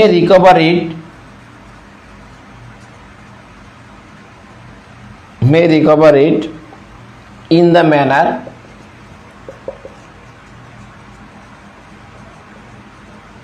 CPC লিখে দিলাম, the code of civil procedure. তাহলে বলে দিতে পারে এটা কত দ্বারায় আছে, সুতরাং এটা আটে বলা আছে। তাহলে দেখেন এখানে যে শব্দটা ব্যবহার করা হয়েছে, এ পারসন, দুইটা পার্ট আছে। একটা পার্ট হচ্ছে a person entitled to the possession of immovable property, এই একটা পার্ট। আর একটা পার্ট হচ্ছে recover it in the manner of দেওয়ানি কার্যবিধি। অথবা এইভাবে প্রশ্ন করতে পারে যে দেওয়ানি কার্যবিধি অনুযায়ী নিচের কোন ধারায় সম্পত্তি পুনরুদ্ধার করা যায়। অপশনে দিল 8, 9, 12, 21। ঠিক আছে, তাহলে কিন্তু 8, 9-এর উপর আপনি কনফিউশন হবেন যে 9-এও তো পারা যায়, 8-এও তো পারা যায়, কোনটা আমি বলবো। তাহলে এখন দেখেন বলছে a person entitle to the possession, দখল লাভের অধিকারী ব্যক্তি। এখানে কিন্তু মালিক শব্দটা ব্যবহার করে নাই, এখানে সত্যবান শব্দটা ব্যবহার করে নাই। যে শব্দটা ব্যবহার করছে সেটা হচ্ছে দখল লাভের অধিকারী ব্যক্তি। দখল লাভের অধিকারী ব্যক্তি, এই দখল লাভের অধিকারী ব্যক্তি কিভাবে রিকভার করবে? যে দেওয়ানি কার্যবিধিতে যে পন্থা আছে সেই পন্থায় উনি রিকভার করবে। এখন এই যে মামলাটা 8 দ্বারা যে মামলাটা করা হয়, এই মামলার অনেকগুলো নাম আছে। প্রথম যে নামটা বলা হয় এটাকে বলা হয়, আচ্ছা এই নামটা দেখার আগে একটু দখল লাভের অধিকারী ব্যক্তি কে। দখল লাভের অধিকারী আপনি অনেকভাবে হতে পারেন। আপনি এই সম্পত্তিটা ক্রয়ের মাধ্যমে হতে পারেন, দান পাওয়ার মাধ্যমে হতে পারেন, উইলের মাধ্যমে হতে পারেন। অর্থাৎ যে ক্ষেত্রে আপনার একটা বৈধ সত্ত্ব থাকে, যদি কোনো মাধ্যমে আপনি একটা বৈধ সত্ত্ব অর্জন করেন, এই বৈধ সত্ত্বটা আপনাকে দখল লাভের অধিকারী করবে। তাহলে যে ক্ষেত্রে আপনার বৈধ সত্ত্ব আছে, এই বৈধ সত্ত্ব যদি থাকে তাহলে আপনি 8 ধারা অনুযায়ী মামলা করার সুযোগ পাবেন। এখন এই বৈধ সত্ত্ব অনেকদিন দখলে রাখার মাধ্যমে হয়, অ্যাডভার্স পজেশনের মাধ্যমে হয়, ডিক্রির মাধ্যমে হয়, বন্দোবস্তের মাধ্যমে হয়, বিক্রয়ের মাধ্যমে হয়, দানের মাধ্যমে হতে পারে, উইলের মাধ্যমে হতে পারে, এক্সচেঞ্জের মাধ্যমে হতে পারে। তাহলে অনেক ক্যাটাগরির মাধ্যমে আমরা কি করতে পারি? এই সম্পত্তিটার দখল লাভের অধিকারী হতে পারে। তাহলে দখল লাভের অধিকারী বলতে আমার এখানে একটা বৈধ সত্ত্ব থাকতে হবে। যদি আমার বৈধ সত্ত্ব থাকে এবং আমি যদি এই সম্পত্তি থেকে বেদখল হই, তাহলে যদি কারো বৈধ সত্ত্ব থাকে এবং সে যদি এই সম্পত্তি থেকে বেদখল হয়, তাহলে তিনি মামলা করবেন 8 ধারা অনুযায়ী। এখন এই মামলার অনেকগুলো নাম আছে, এই নামগুলো আমরা একটু জানি। প্রথমত এই মামলাটাকে বলা হয় সুট বেসড অন ওনারশিপ। তাহলে এটাকে বলা হয়, 1 নম্বরে যে নামটা পাই এটাকে আমরা বলি যে সুট এটাকে বলা হয় সুট বেসড অন ওনারশিপ।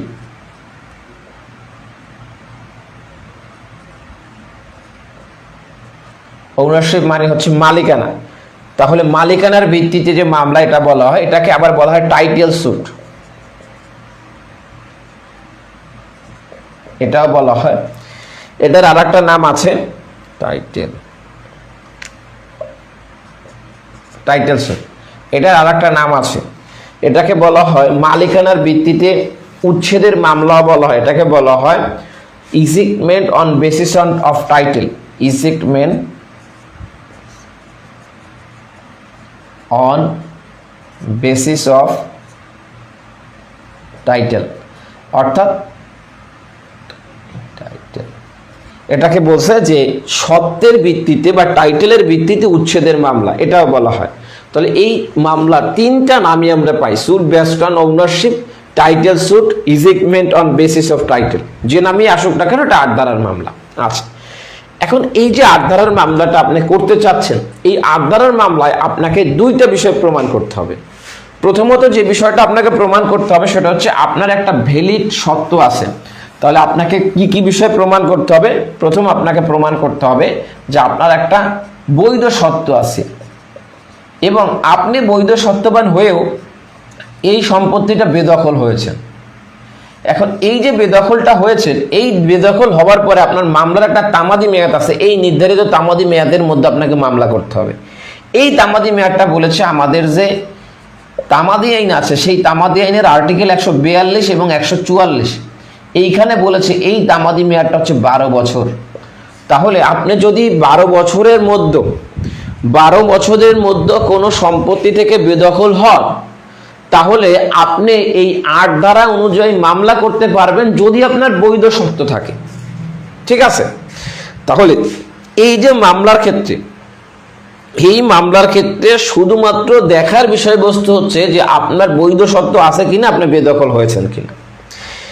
এখন যে বিষয়টা সেটা হচ্ছে এই যে মামলাটা আছে, এই মামলার ক্ষেত্রে আপনাকে একটা ইনফরমেশন একটু মনে রাখতে হবে, সেটা হচ্ছে এখানে একটা কোর্ট ফি দিতে হয়, যেটাকে বলা হয় মূল্যানুপাতিক।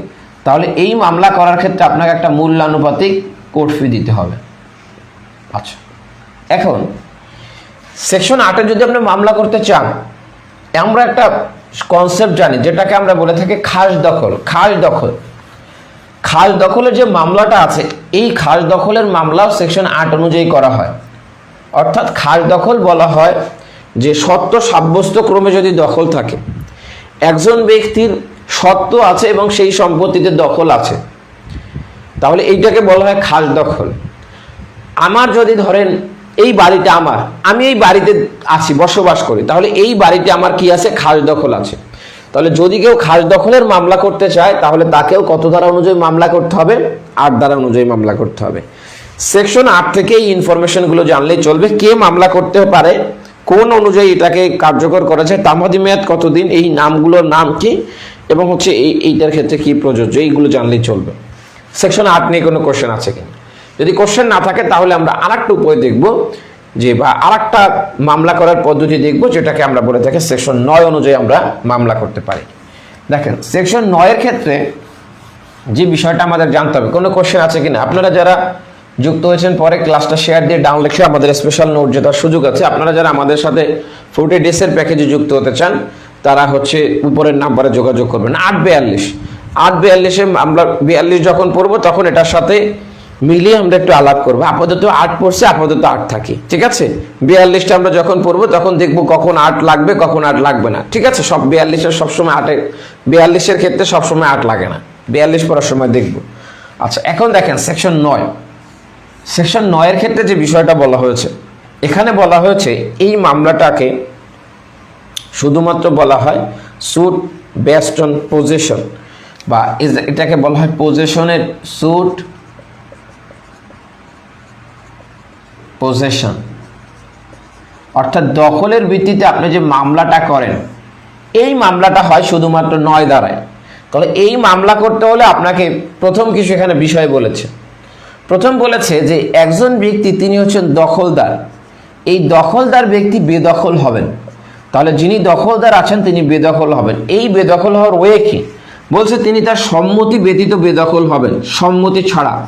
তাহলে যিনি দখলদার আছেন তার সম্মতি ছাড়া তিনি বেদখল হয়েছেন, অথবা আইনানুগ পন্থা ব্যতীত, আইনানুগ পন্থা ব্যতীত বেদখল হলেন।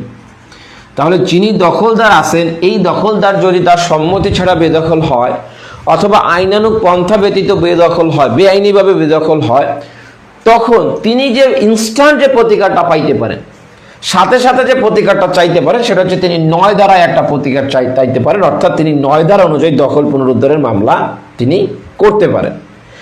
এখন এই 9 ধারার ক্ষেত্রে এটাকে তাকে সত্য প্রমাণ করার কোনো দরকারই নেই। তাহলে তাকে কোনো সত্য প্রমাণ করতে হবে না, তাকে শুধুমাত্র যেটা প্রমাণ করতে হবে সেটা হচ্ছে প্রিভিয়াস পজেশন, প্রিভিয়াস পজেশন। তাহলে তাকে একটা বিষয় প্রমাণ করতে হবে, সেটা হচ্ছে প্রিভিয়াস পজিশন প্রমাণ করতে হবে যে আমার পূর্ব দখল ছিল। আর একটা বিষয় প্রমাণ করতে হবে, সেটা হচ্ছে আমি যে বেদখলটা হয়েছি এই বেদখল 6 মাসের মধ্যে, পূর্ববর্তী মামলা করার পূর্ববর্তী 6 মাসের মধ্যে আমি বেআইনিভাবে বেদখল হয়েছি, বেআইনিভাবে বেদখল হয়েছে, এটা তাকে প্রমাণ করতে হবে। অর্থাৎ তার সম্মতি ছিল না অথবা আইনানুগ কোনো প্রসিডিউর ছাড়াই তাকে বেদখল করা হয়েছে, তখন তিনি হচ্ছে এই 9 ধারায় মামলাটা করতে পারবেন। তাহলে 9 ধারার মামলায় তাকে প্রিভিয়াস পজিশন দেখাইতে হয় আর 6 মাসের মধ্যে তিনি বেদখল। এখন এই 6 মাসটা কোথায় পেলাম? 6 মাসের বিষয়টা আপনারা পাবেন আর্টিকেল 3 অব দ্য তামাদি আইন বা লিমিটেশন অ্যাক্ট। এখানে বলছে যে এই ধারায় যদি মামলা করতে হয় তাহলে আপনি পজিশনের উপর মামলা করতে হলে আপনাকে 6 মাসের মধ্যে মামলাটা করতে হবে। এখন দেখেন এই ধারায় কিছু বার আছে বা কিছু বাধা আছে। দেখেন প্রথম যে বাধাটা লিখবো সেই বাধাটা যেভাবে বলবে এইভাবে একটু লিখে নেবেন, কারণ আপনাদের যে পরীক্ষায় অনেকগুলি ইংরেজি টার্ম থেকে কোশ্চেন আসে, এবারও দেখেছেন যে 2-3টা প্রশ্ন এইভাবে চলে আসছে, এইভাবে তুলে দিয়ে আসতে পারে যে এটা কত দ্বারার বিধান বা কোন দ্বারা সংশ্লিষ্ট। দেখেন যে শব্দটা এখানে লিখি, no appeal shall lie from any order or decree passed in any suit institute under this section nor shall any review. আচ্ছা, তাহলে দেখেন এখানে বলেছে no appeal shall, no appeal shall lie from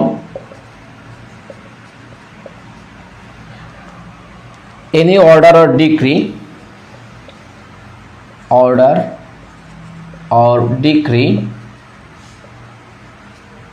passed in any suit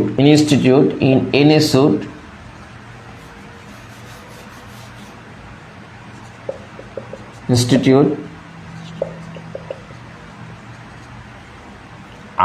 this section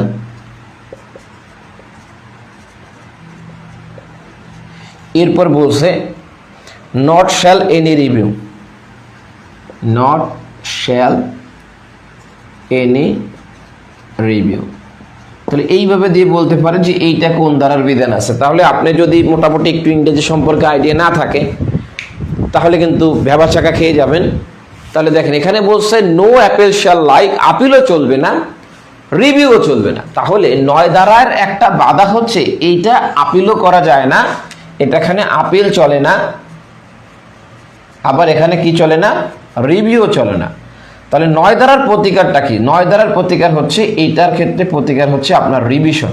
তাহলে 9 ধারায় সাধারণত আমরা জানি যে সকল ডিক্রি আছে, কি আছে, যে সকল ডিক্রি আছে সে সকল ডিক্রির বিরুদ্ধে আপনার আপিল করার সুযোগ আছে।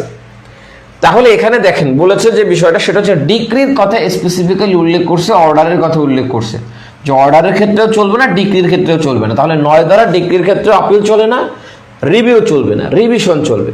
আবার 9 ধারার যে আরেকটা বাধা আছে বা আরেকটা বার আছে, এই বারটাকে আমরা বলে থাকি যে 9 ধারায় বিবাদী করতে হলে আপনাকে সতর্ক থাকতে হবে। 9 ধারায় সরকারকে বিবাদী করা যায় না, সরকারকে বিবাদী করা যাবে না। তাহলে আপনি যদি সরকারকে বিবাদী করেন, এটা হচ্ছে 9 ধারার মামলার আর একটা বাধা, যে 9 ধারার মামলায় আপনি সরকারকে বিবাদী করলে এটা পক্ষ দোষে দুষ্ট হয়ে যাবে এবং আপনার মামলাটা কি হয়ে যাবে, খারিজ হয়ে যাবে। সুতরাং 9 ধারায় আপনি চাইলে সরকারকেও পক্ষ করতে পারবেন না, আবার 9 ধারায় চাইলে এই যে বার আছে এই বারটাকে বা এই বাধাটাকে আপনাকে মেনে নিতে হবে। ঠিক আছে? আচ্ছা, এখন দেখেন এই যে লাইনটা আছে, এই লাইনটাকে ব্যবহার করছে, no suit under this section shall be brought against the government. তাহলে একটু বাংলায় মনে রাখেন, ইংরেজিতে পারবেন আসলে, যে সরকারেরকে এখানে বিবাদী করা যাবে না বা সরকারের বিরুদ্ধে এই ধারায় মামলা চলবে না। এখন এই মামলার ক্ষেত্রে একটা কোর্ট ফির ব্যাপার আছে, যে আগের মামলা দেখলাম অ্যাড ভলাম, এই মামলার ক্ষেত্রে কোর্ট ফিটা হচ্ছে অ্যাড ভলামের অর্ধেক, অর্থাৎ মূল্যানুপাতিক যে কোর্ট ফি আছে, মূল্যানুপাতিক, সেই মূল্যানুপাতিক কোর্ট ফির যে 50% বা অর্ধেক হচ্ছে আপনাকে এখানে দিতে হবে। ঠিক আছে, তাহলে এই হচ্ছে মূলত হচ্ছে 9 ধারার বিষয়। এখন আমরা একটু দেখার চেষ্টা করব, সেটা হচ্ছে এই 8 এবং 9-এর যে তুলনামূলক একটু পার্থক্য করব খুব সংক্ষেপে, যাতে আপনারা এই দুইটা বিষয় সম্পর্কে একটা ক্লিয়ার কনসেপ্ট পান, এবং আপনাদের যদি পরীক্ষায় প্রশ্ন আসে তাহলে যেন আপনারা এই বিষয়টা নিয়ে খুব সুন্দরভাবে অ্যান্সার করে আসতে পারেন। ঠিক আছে, তাহলে 8 এবং 9 ধারার একটু তুলনামূলক আমরা পার্থক্য করার চেষ্টা করি। দেখেন 8 ধারার যে সেকশন 8 এবং সেকশন 9, সেকশন 8-এর যে বিষয়টা বলা হয়েছে, প্রথমত হচ্ছে এখানে যিনি মামলাটা করবেন, এই মামলা কে করবে, মামলা করবে হচ্ছে যিনি দখলের অধিকারী ব্যক্তি,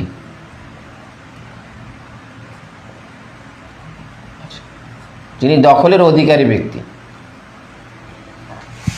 9 ধারায় মামলা করবে পূর্ব দখলদার। 2 নম্বর, এই 8 ধারায় কি প্রমাণ করতে হবে? 8 ধারায় প্রথম আপনাকে সত্য প্রমাণ করতে হবে, তারপর হচ্ছে আপনাকে বেদখল প্রমাণ করতে হবে।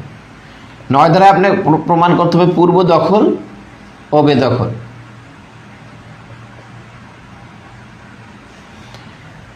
8 ধারার তামাদি মেয়াদ কতদিন? 8 ধারার তামাদি মেয়াদ হচ্ছে 12 বছর। 9 ধারার তামাদি মেয়াদ কতদিন? 6 মাস। সরকার বিবাদী, 8 ধারায় আপনার সরকারকে বিবাদী করতে পারবেন, 8 ধারায় আপনার সরকারকে বিবাদী করতে পারবেন, 9 ধারায় আপনার সরকারকে বিবাদী করতে পারবেন না। 5 নম্বর, প্রতিকার। 8 ধারার প্রতিকার আপনি কি করতে পারেন? 8 ধারার প্রতিকার আপনি আপিল চাইতে পারেন, যদি ডিক্রি দেয়, যদি কোনো আদেশ দেয় তার বিরুদ্ধে আপনি আপিলও করতে পারেন, রিভিউ করতে পারেন। আচ্ছা, 9 ধারায় যে প্রতিকারটা আছে, 9 ধারায় হচ্ছে আপনার আপিল রিভিউ চলে না, এই ধারার প্রতিকার শুধুমাত্র রিভিশন আপনি করতে পারবেন। তো মূলত হচ্ছে এইগুলো বেসিক গুরুত্বপূর্ণ পার্থক্য, এইগুলো জানলেই চলবে। আরও অনেক 8-9টা পার্থক্য দেখানো যায়, বাট প্রিলির জন্য এটা মোটেও লাগবে না, যে যতটুকু বললাম এতটুকু দেখলেই চলবে। তাহলে 8 এবং 9 ধারা নিয়ে কোনো কোশ্চেন আছে কিনা, যদি কোনো কোশ্চেন থাকে তাহলে আমরা শুনবো, যদি কোনো কোশ্চেন না থাকে তাহলে আমরা একটু সামনে অগ্রসর হব। আমরা এখন দেখার চেষ্টা করব, সরাসরি 12 ধারায় চলে যাব। 10-11 দরকার নাই, আপনাদের এই বছরের জন্য 10-11 গুরুত্বপূর্ণ না। ঠিক আছে, ওকে। কোনো কোশ্চেন থাকলে শুনবো, যদি কোশ্চেন না থাকে আমরা সামনে যাব। আমরা বলেছি আমরা একদম টোটালি সাজেশন বেস পড়বো, যেটা আমাদের দরকার সেতটুকুই জানবো। এই যে 40 ডেজের যে প্যাকেজ আছে এখানে, এবং এখানে আমরা মডেল টেস্ট নোট, এক্সামের আগ পর্যন্ত ক্লাস 20টা মডেল টেস্ট দেওয়ার সুযোগ পাবেন, লাস্ট নামে একটা সাজেশন পাবেন, একটা কমপ্লিট প্যাকেজ। যারা যুক্ত হতে চান উপরের নাম্বারে যোগাযোগ করতে পারেন অথবা ইনবক্স করতে পারেন। কোশ্চেন থাকলে দ্রুত জানাবেন।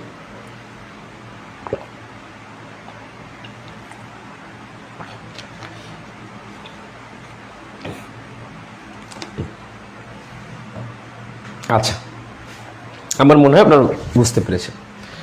তাহলে দেখেন, এই যে আমরা যে প্রতিকারটা দেখলাম 8 এবং 9, তাহলে প্রথম যে আমরা বলেছিলাম যে আমাদের 8টা সুনির্দিষ্ট প্রতিকার নিয়ে কথা বলেছি। প্রথম সুনির্দিষ্ট প্রতিকারটা আমাদের দেখা শেষ। এখন সেকেন্ড যে সুনির্দিষ্ট প্রতিকারটা আছে সেটা নিয়ে আমরা একটু কথা বলবো। আমরা যে বিষয়টা নিয়ে কথা বলবো সেটা হচ্ছে চুক্তি বলবৎ বা চুক্তি কার্যকরের যে বিষয়টা আছে, সেই চুক্তি কার্যকরের সুনির্দিষ্ট প্রতিকার নিয়ে কথা বলবো। চুক্তি বলবৎ বা চুক্তি কার্যকর। তাহলে চুক্তি বলবৎ বা কার্যকর, এইটা নিয়ে টোটালি কথা বলা হয়েছে সেকশন 12 থেকে 30। টোটাল ধারাগুলোই চুক্তি বলবৎ রিলেটেড বা চুক্তি কার্যকর রিলেটেড। এখন এই যে চুক্তি বলবৎ ও কার্যকর, প্রথম আমরা দেখব যে কখন আপনি চুক্তি কার্যকর করতে পারবেন। সেকশন 12 দেখেন, সেকশন 12 প্রথম যেটা বলছে যে 4টা ক্ষেত্রে আপনার চুক্তি বলবৎ করতে পারবেন। তাহলে ক্ষেত্র কয়টা এটা মনে রাখতে হবে এখান থেকে, প্রথম যে 4টা ক্ষেত্রে। কি কি ক্ষেত্রে? প্রথম বলা হয়েছে যে চুক্তির যে বিষয়বস্তুটা আছে এটা যদি ট্রাস্ট রিলেটেড হয়, তাহলে চুক্তি বিষয়বস্তু যদি ট্রাস্ট রিলেটেড বিষয়বস্তু হয়, ট্রাস্টের বিষয়বস্তু, তাহলে এই চুক্তিটা সুনির্দিষ্টভাবে বলবৎ করা যাবে। সেকেন্ড বলেছে যে ক্ষতি নির্ণয়ের যদি কোনো মানদণ্ড না থাকে, ক্ষতি নির্ণয়ের মানদণ্ড নাই, তাহলে সেই চুক্তিও সুনির্দিষ্টভাবে বলবৎ করা যাবে। 3 বলেছে যে আর্থিক ক্ষতিপূরণ যদি পর্যাপ্ত প্রতিকার না হয়, আর্থিক ক্ষতিপূরণ পর্যাপ্ত প্রতিকার নয়। চতুর্থ বলা হয়েছে যেখানে আপনি ক্ষতিপূরণ পাবেন না এই রকমের ক্ষেত্র থাকে, অর্থাৎ যেখানে আর্থিক ক্ষতিপূরণ পাওয়া যাবে না এই রকমের ক্ষেত্র, আর্থিক ক্ষতিপূরণ পাওয়া যাবে না।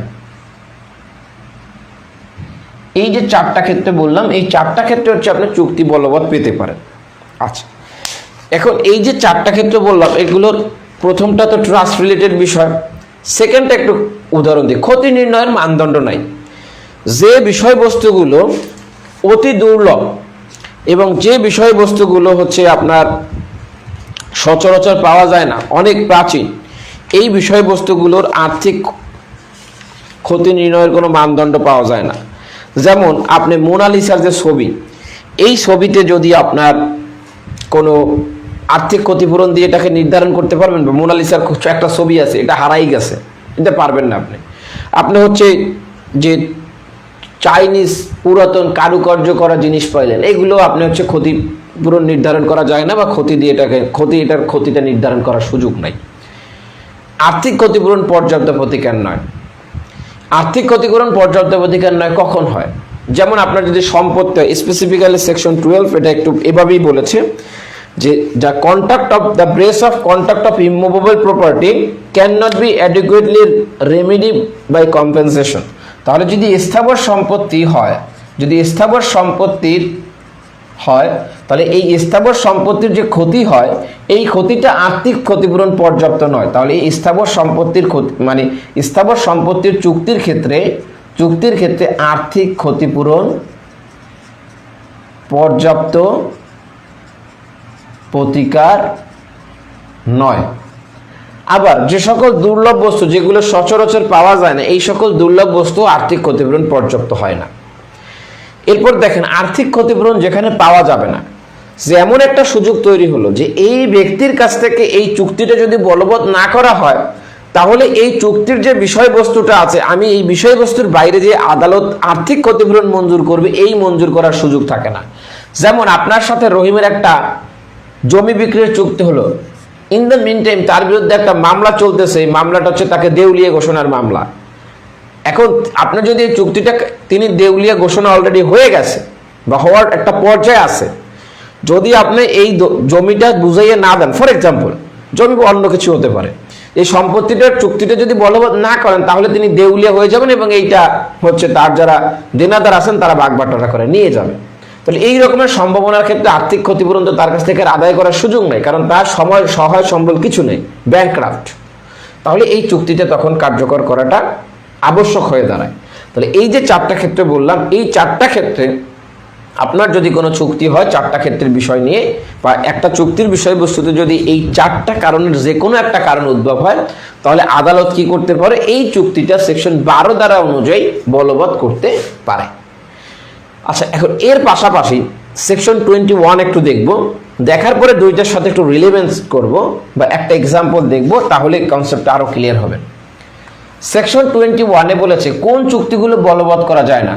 তাহলে আমরা একটু দেখে এটা মুছে ফেললাম, তাহলে কোন চুক্তি বলবৎ করা যায়, কোন চুক্তি বলবৎ করা যায় না। আচ্ছা, আপনাদের একটা কোশ্চেন করি। কোশ্চেনটা হচ্ছে কয় ধরনের চুক্তিকে সুনির্দিষ্ট প্রতিকার আইন অনুযায়ী কয় ধরনের চুক্তিকে বলবৎ করার সুযোগ নেই, বা কয়টা বিষয়ের চুক্তিকে বলবৎ করা যায় না, বা কয়টি ক্ষেত্রে চুক্তি বলবৎ করা যায় না সুনির্দিষ্ট প্রতিকার আইন অনুযায়ী। আচ্ছা, জানান। সেকশন 21 এখানে বলছে 12-র সাথে 9 যোগ করলে 21 হয়। তাহলে সেকশন 21-এ বলছে যে কোন চুক্তি বলবৎ করা যায় না, চুক্তি বলবৎ করা যাবে না। এইটাই বলছে 8 ধরনের চুক্তি বলবৎ করা যায় না। প্রথম বলা হয়েছে যে আর্থিক ক্ষতিপূরণ পর্যাপ্ত। তাহলে যদি আর্থিক ক্ষতিপূরণ পর্যাপ্ত হয়, আর্থিক ক্ষতিপূরণ পর্যাপ্ত, যে ক্ষেত্রে আর্থিক ক্ষতিপূরণ পর্যাপ্ত প্রতিকার, সেই ক্ষেত্রে চুক্তির সুনির্দিষ্ট বলবৎ করা যাবে না। সেকেন্ড, দ্বিতীয় নম্বর বলা হয়েছে যে ক্ষেত্রে সূক্ষ্ম এবং চুক্তির বিষয়টা যদি সূক্ষ্ম অসংখ্য বিবরণের বিষয় হয়, সূক্ষ্ম ও অসংখ্য বিবরণের কোনো বিষয় থাকে, যেমন আপনি একটা চুক্তি করেছেন যে দুম্বার গা থেকে 1 কেজি মাংসই কেটে নিতে হবে, এর বেশিও দেওয়া যাবে না, কমও নেওয়া যাবে না, ঠিক আছে, এই ধরনের চুক্তি বলবৎ করা যাবে না। সেকেন্ড যে বিষয়টা সেটা হচ্ছে যদি ব্যক্তিগত ইচ্ছা হয়, দ্যাটস ইম্পর্টেন্ট, ব্যক্তিগত ইচ্ছা। যেমন আমি যে ধরেন আমি একজন নাচনেওয়ালি বা আমি নাচি, এখন আমার নাচা বা না নাচা এটা আমার ব্যক্তিগত ইচ্ছার উপর ডিপেন্ড করে। আপনি আমার সাথে 5 ঘন্টা নাচানোর চুক্তি করলেন, আমি আধা ঘন্টা নেচে বললাম আমি আর নাচবো না, এই চুক্তি আপনি আমাকে বলবৎ করাইতে পারবেন না। আমি একজন ছবি আঁকি বা যেটাকে আমরা কি বলে থাকি, এটাকে এই ছবি আঁকার যে বিষয়টা আছে, আমি ছবি আঁকি, আপনি আমার সাথে একটা চুক্তি করলেন আমি একটা ছবি এঁকে দিব, রহিমের একটা ছবি এঁকে দেবো, করিমের একটা ছবি এঁকে দেবো, বাট আমার মনে চাইলো না, আমি ছবি আঁকবো না। আপনি আমাকে কোনোভাবেই এই ছবি আঁকতে বাধ্য করার সুযোগ নয় এই সেকশন 21 অনুযায়ী, ঠিক আছে। তৃতীয় যে বিষয়টা বলা হয়েছে, এমন চুক্তি যা আদালত চাইলেও বলবৎ করতে পারে না, যে চুক্তি বলবৎ করা যায় না। তাহলে এই ধরনের যদি চুক্তি থাকে সেটা সুনির্দিষ্টভাবে বলবৎ করা যাবে না। 3 নম্বরকে বলছে যেটা রিজনেবল সার্টেনিটি নাই। রিজনেবল সার্টেনিটি মানে যেটাকে বলা হয় যেটা উপযুক্তভাবে নির্ণয় করা যায় না, বা যেটার উপযুক্ত বর্ণনা নাই, এইভাবে বলা যায়, বা এটার একটা সুন্দর টার্ম আছে রিজনেবল সার্টেনিটির।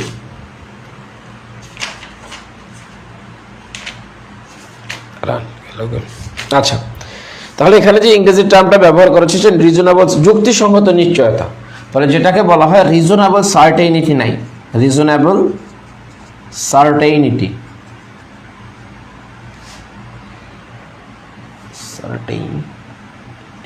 যে টার্মগুলো যেভাবে লিখি দিই এইভাবে একটু মনে রাখবেন, এগুলো গুরুত্বপূর্ণ, এগুলোকে বলা হয় টেকনিক্যাল টার্ম। যুক্তিসঙ্গত নিশ্চয়তা নেই, যুক্তিসঙ্গত নিশ্চয়তা।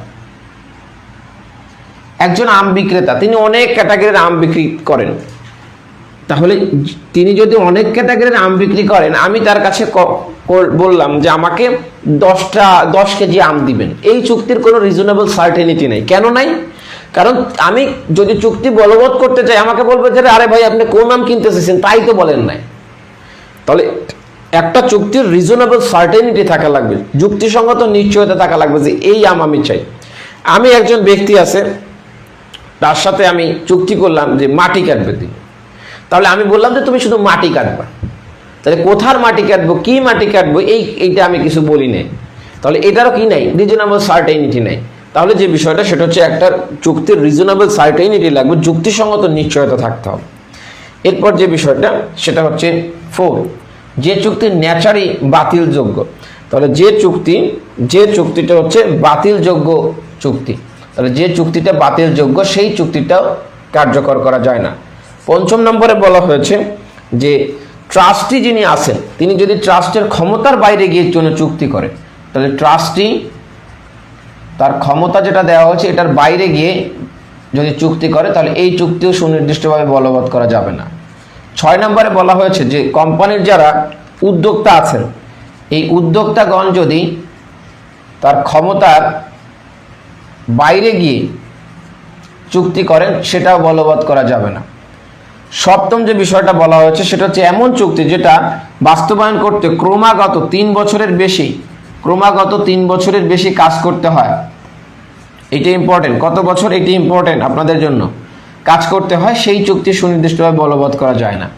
আর লাস্টলি যে বিষয়টা বলা হয়েছে এটাকে বলা হয়েছে যদি চুক্তি সম্পাদনের আগে চুক্তির বিষয়বস্তুর বিলুপ্ত ঘটে, তাহলে চুক্তির বিষয়বস্তু যদি বিলুপ্ত হয়ে যায়, তাহলে এই চুক্তির বিষয়বস্তু বিলুপ্ত হয়ে গেলেও এই চুক্তিটা বলবৎ করা যাবে না। আচ্ছা, আপনাদের একটা কোশ্চেন করেছিলাম কোশ্চেনটা ছিল যে কয়টি ক্ষেত্রে, মোট কয়টি ক্ষেত্রে চুক্তি বলবৎ করা যাবে না। আপনারা অনেকেই উত্তর করেছেন ক্ষেত্র হচ্ছে 8টা, আসলে 8টা না, মোট 9টা ক্ষেত্র। তাহলে কোশ্চেনটা একটু লক্ষ্য করতে হবে। একটা কোশ্চেন হচ্ছে সেকশন 21 অনুযায়ী কয়টা ক্ষেত্র, আর একটা প্রশ্ন হচ্ছে মোট কয়টা ক্ষেত্র। যদি পরীক্ষক আপনাকে প্রশ্ন করে মোট কয়টি ক্ষেত্রে, সুনির্দিষ্ট প্রতিকার আইন অনুযায়ী মোট কয়টি ক্ষেত্রে চুক্তির সুনির্দিষ্ট কার্য সম্পাদন করা যায় না বা বলবৎ করা যায় না, এইটা একটা কোশ্চেন। তাহলে মোট চাইলে সুনির্দিষ্ট প্রতিকার আইনে মোট 9টা ক্ষেত্র আছে। আর যদি কোশ্চেন করে 21 অনুযায়ী কয়টা, তাহলে সেকশন 8টা। বুঝতে পেরেছেন? কোশ্চেনের প্যাটার্ন বুঝে, এই কারণে প্রশ্ন বোঝাটাও একটা প্রশ্ন। আপনি যদি সঠিকভাবে প্রশ্ন না বুঝেন আপনার উত্তর ভুল হবে। ঠিক আছে? অনেক সময় আমাদের মনে হতে পারে যে প্রশ্নটা খুব সহজ হয়েছে, খুব তাড়াহুড়ো করে উত্তর করি, বাট এই সকল প্রশ্ন দেখবেন ভুল মানুষের বেশি হয়। আচ্ছা, আর একটা ক্ষেত্র কি, এই ক্ষেত্রটাকে বলছে সেকশন 21A। এখানে বলছে যদি, যেটাকে আমরা বায়নানামা চুক্তি বলে থাকি বা স্থাবর সম্পত্তির, এটা ইম্পর্টেন্ট না আপনাদের জন্য, তারপরে একটু জানি। স্থাবর সম্পত্তি বিক্রয় চুক্তি, স্থাবর সম্পত্তি বিক্রয় চুক্তি। তাহলে দেখেন, আমরা বলছি যে স্থাবর সম্পত্তি যে বিক্রয় চুক্তি, এই বিক্রয়ের ক্ষেত্রে ক্ষতিপূরণ দিয়ে পর্যাপ্ত প্রতিকার দেওয়া যায় না। তবে এই চুক্তিটাকে যদি কার্যকর করতে চান তাহলে আপনাকে 2টা শর্ত পূরণ করতে হবে। শর্ত নম্বর 1, এটাকে নিবন্ধিত হতে হবে, নিবন্ধিত, অর্থাৎ আপনার ওই 1908 সালের রেজিস্ট্রেশন আইন অনুযায়ী নিবন্ধিত হতে হবে। 2, আপনাকে যে কাজটা করতে হবে সেটা হচ্ছে যে মূল্য বাকি আছে সেই বাকি মূল্য আদালতে জমা দিতে হবে। মামলা করার সময় আদালতে জমা দিয়ে আপনাকে মামলা করতে হবে। তাহলে এই 2টা শর্ত পূরণ না করলেও আপনার চুক্তিটা কি করা যাবে না, বলবৎ করা যাবে না। তাহলে মোট পাইলাম 9টা। এখন আপনাদের একটা এক্সাম্পল দিব। এক্সাম্পলটা খুব গুরুত্বপূর্ণ, যারা রিটেন দিবেন তাদের জন্য খুব বেশি গুরুত্বপূর্ণ। যারা প্রিলি দিবেন তারা জানেন যে এক্সাম্পল দিয়ে কোশ্চেন আসে। আপনাদের দেখবেন যে যেটাকে বলা ফ্যাক্ট বেস কোশ্চেন, প্রিলিতে যদি ফ্যাক্ট বেস কোশ্চেন অথবা প্রবলেমেটিক আকারে কোশ্চেন আসে, এই কোশ্চেনগুলো মূলত হচ্ছে 6-7টা কোশ্চেন থাকে। এই কোশ্চেনগুলো ম্যাক্সিমাম হয়তো পেনাল কোডের উদাহরণ দেয় অথবা এসআর অ্যাক্টের উদাহরণ দেয়, ম্যাক্সিমাম। তো সুতরাং একটা উদাহরণ দিব, উদাহরণ দিয়ে আমরা একটু সামনে অগ্রসর হবো। এতটুকু বুঝতে পারলেন কিনা? কোনো বিষয় নিয়ে উদাহরণ দেওয়ার প্রয়োজন আছে কিনা, থাকলে কমেন্টে জানিয়ে ফেলবেন। যে জাস্ট কমেন্টটা করবেন, নাম্বারটার কমেন্টটা করবেন, আমি সেই নাম্বারটা, এখানে দেখেন একদম সিরিয়ালে নাম্বার দেওয়া আছে, একটু কমেন্টে জানাবেন, আমি সেটা উত্তর করব। এতক্ষণ যে বিষয়গুলো আলাপ করেছি সেগুলো বুঝতে পেরেছেন কিনা? এরপরে যে বিষয়টা সেটা হচ্ছে আপনাদের যারা শেয়ার দেন নাই তারা একটু শেয়ার দিয়ে ডান লিখবেন। শেয়ার দিয়ে ডান লিখে নোট জিতে নেওয়ার একটা সুযোগ আছে আপনাদের কমেন্টের অপেক্ষায়। বুঝতে পেরেছেন কিনা? আপনারা যারা আমাদের সাথে একটা 40 ডেজের যে প্যাকেজটা শুরু হচ্ছে আজকে থেকে, একদম সাজেশন বেস যে পড়াশোনা আছে এটা যারা করতে চান, সেক্ষেত্রে আপনারা উপরের নাম্বারে যোগাযোগ করবেন। এখানে নোট 92টা কমন প্রাপ্ত গত বছর, মডেল টেস্ট 20টা, মানসম্মত মডেল টেস্ট, রিভিউ ক্লাস 10টা, লাস্ট ভিউ সাজেশন, সব কিছু নিয়ে এই প্যাকেজ। যারা যুক্ত হতে চান আপনারা যুক্ত হবেন, আর যারা যুক্ত হয়েছেন তারা অন্যদেরকে বলবেন। আচ্ছা, হ্যাঁ, তাহলে যদি প্রশ্ন আসে কয়টি ক্ষেত্রে, তাহলে আপনাকে 9টা ক্ষেত্রেই লিখতে হবে। আচ্ছা, তাহলে দেখেন এখন একটা এক্সাম্পল দিব।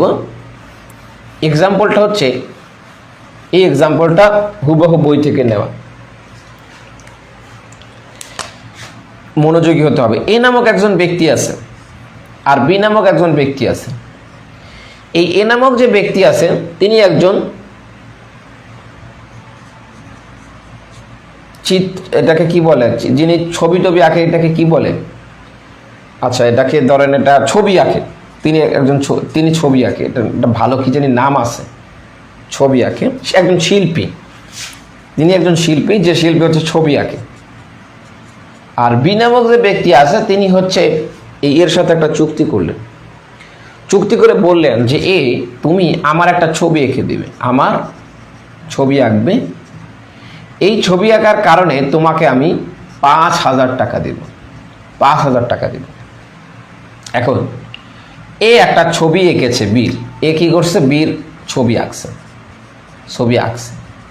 ছবি এঁকে এই ছবিটা বিকে দিচ্ছে না, বিকে কি করতেছে না, দিচ্ছে না। তাহলে যে প্রশ্নটা সেটা হচ্ছে, এই ক্ষেত্রে চুক্তি বলবতের মামলা কি করা যাবে? হ্যাঁ, চিত্রশিল্পী, চিত্রকর আচ্ছা যাই হোক, বুঝেছেন আমি যেটা বুঝাইতে চাইছি সেটা তো বুঝেছেন, তাহলেই হবে। তাহলে দেখেন, বি এর সাথে একটা চুক্তি করলো, তুমি আমার একটা ছবি আঁকবা, তোমাকে দেবো 5,000 টাকা। আর্টিস্ট এই বি ছবি আঁকছে, কিন্তু ছবিটা এ ছবি আঁকছে কিন্তু বি কে দিচ্ছে না। এখন এই বি কি চুক্তি বলবতের মামলা করতে পারবে?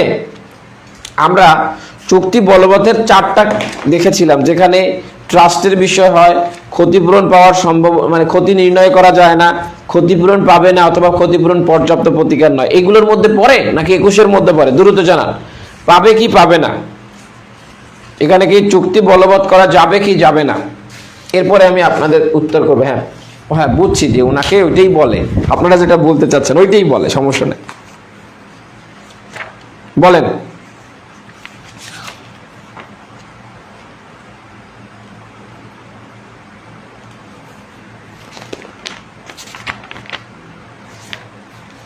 পারবে? আচ্ছা দেখেন, এটা পারবে যেহেতু আঁকা হয়ে গেছে, যাবে। আচ্ছা যাবে, নো রিপিট, নো আন্ডার 21 পারবে। আচ্ছা শাহরিয়ার বাপ্পি সাহেব, বা না সরি, শাহরিয়ার বাপ্পি ভাইয়ের যে আছেন উনি, আপনার নাম তো ভুলে গেলাম, যাই হোক, দেখেন এটা একটা ছবি আঁকছে, বি বলছে আমার একটা ছবি এঁকে দাও, তোমাকে 5,000 টাকা দিব। ছবি এঁকেছে, ও ছবি এঁকে এখন আর ছবি দিচ্ছে না, তাহলে এটাকে বলবৎ করা যাবে কিনা? উত্তর হচ্ছে এই চুক্তিটা বলবৎ করা যাবে। কেন এই চুক্তিটা বলবৎ করা যাবে? দেখেন এখানে দেখছি ব্যক্তিগত ইচ্ছা, এই আঁকার আগ পর্যন্ত তার ব্যক্তিগত ইচ্ছার মধ্যে পড়ে।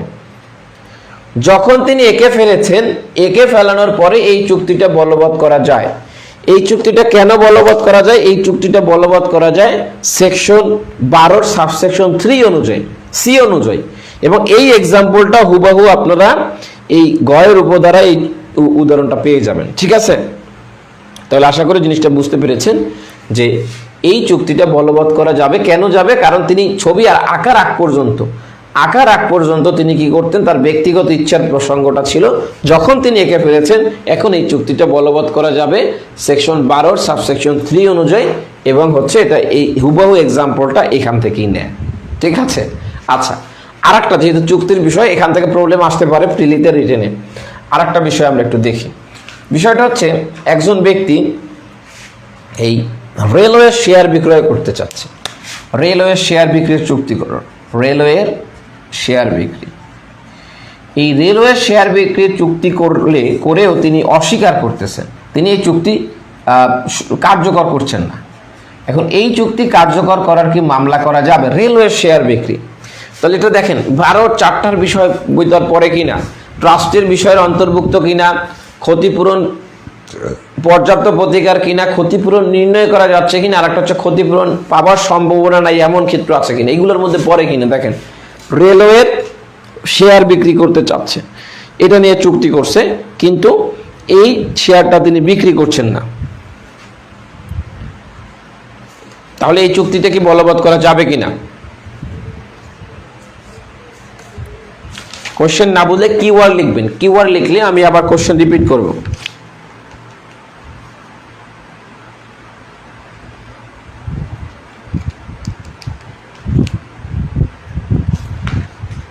আচ্ছা পারবে না, যাবে না, যাবে। ইব্রাহিম মোল্লা, এই কে ইব্রাহিম মোল্লা? আচ্ছা অন্য কেউ?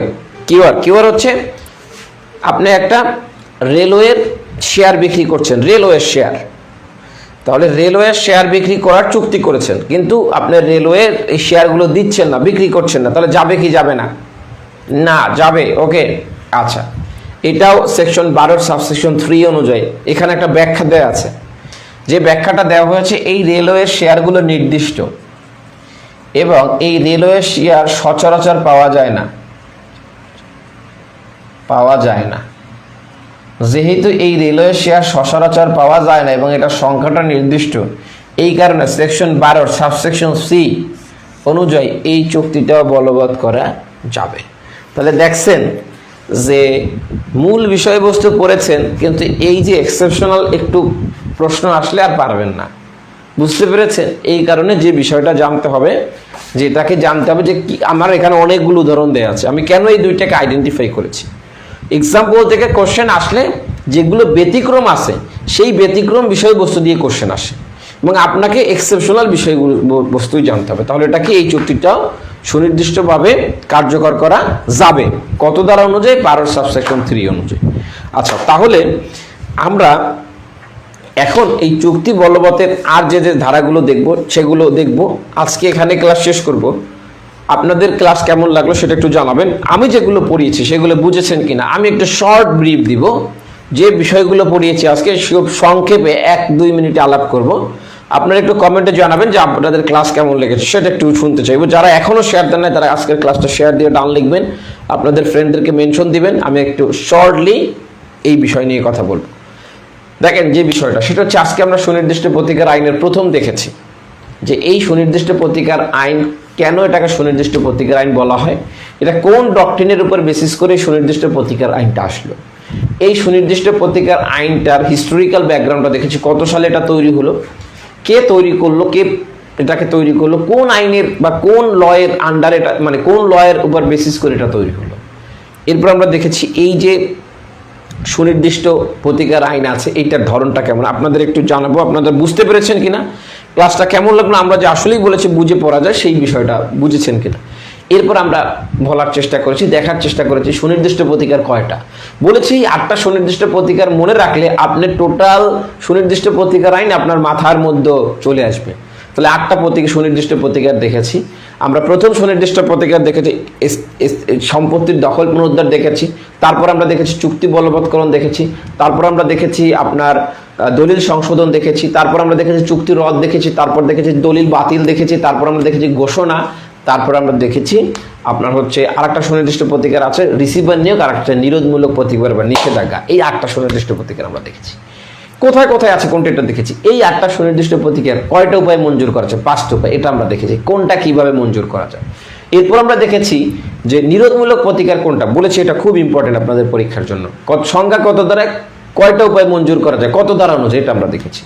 তারপর আমরা দেখেছি স্থাবর সম্পত্তির দখল পুনরুদ্ধার আপনারা কিভাবে করবেন, 8 দ্বারায় কখন করবেন, 9 দ্বারায় কখন করবেন, কখন আপনার সত্যের বিষয়টা লাগবে, কখন আপনার সত্যের বিষয়টা লাগবে না, কখন আপনার শুধুমাত্র দখলের ভিত্তিতে মামলা করলে কতদিন তামাদি মেয়াদ, সত্যের ভিত্তিতে মামলা করলে কতদিন তামাদি মেয়াদ, এই মামলাগুলোর নাম কি আসলে, 8 দ্বারায় মামলা করলে কয়টা নাম আছে, 9 দ্বারায় মামলার কয়টা নাম আছে, এগুলো আমরা দেখেছি। এটার মধ্যে পার্থক্য, বেসিক পার্থক্য যেগুলো, সেগুলো আমরা দেখেছি, যেগুলো পরীক্ষায় আসার মতো। এরপরে আমরা আলাপ করেছি সেকশন 12 নিয়ে। বলেছি যে সেকেন্ড যে সুনির্দিষ্ট প্রতিকার আছে, সেকেন্ড সুনির্দিষ্ট প্রতিকারকে আমরা বলেছি যে এই সুনির্দিষ্ট প্রতিকারটা হচ্ছে চুক্তির সুনির্দিষ্ট কার্য সম্পাদন। বলেছি এটা আছে 12 থেকে 30-এর মধ্যে। এখানে আমরা 2টা বিষয় দেখেছি, একটা হচ্ছে কখন সুনির্দিষ্ট প্রতিকার মঞ্জুর করবে, কখন যাবে না, এবং এর ক্ষেত্রে যে এক্সাম্পলগুলো আছে যেগুলো আমাদের গুরুত্বপূর্ণ সেগুলো আমরা দেখেছি। আমরা নেক্সট ক্লাসে যেটা দেখব সেটা হচ্ছে আমরা দেখার চেষ্টা করব আংশিক চুক্তির কার্য সম্পাদন সম্ভব কিনা, চুক্তির পাশাপাশি চুক্তির কার্যকরের পাশাপাশি ক্ষতিপূরণ কখন চাওয়া যায় কিনা, সোলাটিয়াম কি, এই ক্ষেত্রে আদালতের স্বেচ্ছাধীন ক্ষমতা কতটুকু ইম্পাওয়ার্ড করেছে, ফিডিং গ্রান্ট বাই এস্টোপেল, এগুলো চুক্তির বিষয়বস্তু থেকে আমরা নেক্সট ক্লাসে দেখব। ঠিক আছে, অর্থাৎ আমরা দেখব সেকশন 13 দেখব, সেকশন 18 দেখব, সেকশন 19 দেখব, সেকশন 22 দেখব। এই বিষয়গুলো নিয়ে আমরা কথা বলবো। তো সুতরাং হচ্ছে নেক্সট ক্লাস এবং এর পরবর্তীতে আরো 2টা ক্লাস নেব সুনির্দিষ্ট প্রতিকার আইনের। আপনাদের ক্লাস কেমন লেগেছে এটা একটু জানতে চেয়েছি, আপনাদের কমেন্টগুলো পড়ার চেষ্টা করব। আপনারা যেন আমাদের সাথে একদম সাজেশন বেস, একদম বুঝে বুঝে পড়ে শেষ করতে চান, যেটা আপনার প্রিলি, রিটেন এবং ভাইবা যে কোনো জায়গায় কাজে দিবে, তারা ইনশাল্লাহ যোগাযোগ করবেন আপনাদের সাথে। এটা এই যে প্যাকেজ আছে, এই প্যাকেজে পরবর্তী এক্সামের আগ পর্যন্ত ক্লাস, আমাদের একটা স্পেশাল হ্যান্ড নোট পাবেন, যেটা থেকে গত বছর 92টা বই কমন পড়েছে, মডেল টেস্ট দেওয়ার সুযোগ পাবেন 20টা, এবং এর বাইরে লাস্ট ভিউ নামে একটা স্পেশাল শর্ট সাজেশন থাকছে। যারা যোগাযোগ মানে ভর্তি হবেন উপরের নাম্বারে যোগাযোগ করতে পারেন অথবা ইনবক্স করতে পারেন। আচ্ছা, ইব্রাহিম মোল্লা সবসময় ক্লাস করে, গুড, থ্যাংক ইউ। এরপরে যিনি কমেন্ট করেছেন শাহরিয়ার সাহেব কমেন্ট করেছেন, অনেক ইনফরমেটিভ ক্লাস, আরিফ ভালো লোক, ভালো মানুষ, কর্মঠ মানুষ, থ্যাংক ইউ, অসাধারণ লিখেছেন, এক্সেলেন্ট। শামীম হোসেন আকাশ ভাই, বাপ্পি ভাই অ্যাসম লিখেছেন, সুলতান সোলে আজকে ভর্তি হয়েছেন, ভালো লিখেছেন, সুমন ভেরি গুড লিখেছেন, ইম্প্যাক্টফুল লিখেছেন একজন, নজরুল লিখেছেন ভেরি নাইস, আচ্ছা, বরাবরই এক্সেলেন্ট। হ্যাঁ দীপ, ওকে। দীপ আপনার জন্য শুভকামনা, আপনার রিটেনের রেজাল্ট ভালো হবে আশা করি, ঠিক আছে। লুনা ইসলাম মাশাআল্লাহ অনেক সুন্দর। কামরুজ্জামান ভেরি গুড, ওকে। টনি লিখেছেন ভালো হয়েছে। আলামিনুল ইসলাম খুব ভালো হয়েছে। তারপর হচ্ছে হাসান সাহেব পড়াশোনা বাড়াতে হবে। আপনি দেখি অনেক দিন যাবত আপনাকে পড়াচ্ছি কিন্তু উত্তর করতেছেন ভুলভাল, এইগুলো করলে হবে না, পড়াশোনা বাড়াতে হবে। আনসারি নাইস লিখেছেন। স্যামিউল লিখেছেন, ডান লিখেছেন, ওকে থ্যাংক ইউ। যারা শেয়ার দিয়েছেন, শেয়ার দিলে তারা একটু ডান লিখবেন। মাসুম আহমেদ ভালো লেগেছে।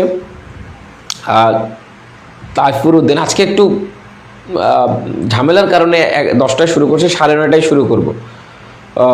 পিরহানা খাতুন ভালো লিখেছেন, খুব ভালো, থ্যাংক ইউ। রেকর্ড গ্রুপে, হ্যাঁ রেকর্ডটা অটোমেটিক পেয়ে যাবেন, যে লিঙ্কটা দিয়েছে ওই লিঙ্কে রেকর্ড থাকবে। নিজামুদ্দিন লিখেছেন অসাধারণ, থ্যাংক ইউ। তাহলে আপনারা যারা আমাদের সাথে যুক্ত হয়েছেন বা হন নাই, তারা হচ্ছে যারা হয় নাই তাদেরকে হতে উদ্বুদ্ধ করবেন যদি আপনার ভালো লাগে। আর যদি আপনারা যারা এখন নতুন করে যুক্ত হতে চান, 40 দিনের যে আমাদের একটা targeted package, note, model test, এক্সামের আগ পর্যন্ত ক্লাস, লাস্ট ভিউ নামে যে শর্ট সাজেশন, সব কিছু সহ, তারা একটু যোগাযোগ করবেন উপরের নাম্বারে। আপনাদের বন্ধুদেরকে অবশ্যই জানাবেন আমাদের সম্পর্কে। মুশফিকে নাইস লিখেছেন, আলী অনেক ভালো লিখেছেন। সবার কমেন্ট হয়তো পড়তে পারি না, যাদের কমেন্ট পড়তে পেরেছি নাম ধরে তাদেরকে তাদের তো পড়েছি। আর যাদেরটা পড়তে পারি না তারা মন খারাপ করবেন না, আপনাদেরকেও অসংখ্য ধন্যবাদ আপনারা সঙ্গ দেওয়ার জন্য। আজকে এখানেই শেষ করব। ধারাবাহিক আগামীকালকে ক্লাস আছে সুনির্দিষ্ট প্রতিকার আইনের। আমরা নেক্সট যে বিষয়গুলো আছে সেগুলো বুঝে দেখার চেষ্টা করব। খুব বোঝার যে অংশটা আছে সেটা আজকে শেষ করলাম, আর একটা বোঝার অংশ আছে 39-42 দিকে গিয়ে, ঠিক আছে। তাহলে সুনির্দিষ্ট প্রতিকার আইনের একদম বেসিক্যালি বোঝার জায়গাটা হচ্ছে চুক্তি বলবৎ, আর হচ্ছে আপনার এই দখল পুনরুদ্ধার, আর হচ্ছে দলিল বাতিল, আর একটা হচ্ছে ঘোষণা। এই যে 4টা বিষয় খুব বোঝার বিষয়। তো যাই হোক, আজকে যারা আমাদের সাথে সঙ্গ দিয়েছেন, একদম শুরু থেকে শেষ পর্যন্ত ছিলেন, সবাইকে অসংখ্য ধন্যবাদ। যারা আমাদের কমপ্লিট প্যাকেজে যুক্ত হচ্ছেন উপরের নাম্বারে যোগাযোগ করবেন। আর যারা শেয়ার দিয়েছেন তাদের মধ্যে থেকে একজন বিজয়ী খুব শীঘ্রই আমাদের যে হ্যান্ডনোটটা আছে সেই হ্যান্ডনোটটা কুরিয়ার যোগে পেয়ে যাবেন। তাহলে ভালো থাকবেন, সুস্থ থাকবেন, আপনাদের সকলের জন্য শুভকামনা। যারা আমাদের সাথে যুক্ত হবেন, আলহামদুলিল্লাহ, যারা যুক্ত না হবেন তারা অবশ্যই আপনারা হচ্ছে ভালো করে পড়াশোনা করেন, যাতে ইনশাল্লাহ কামিয়াব হতে পারেন।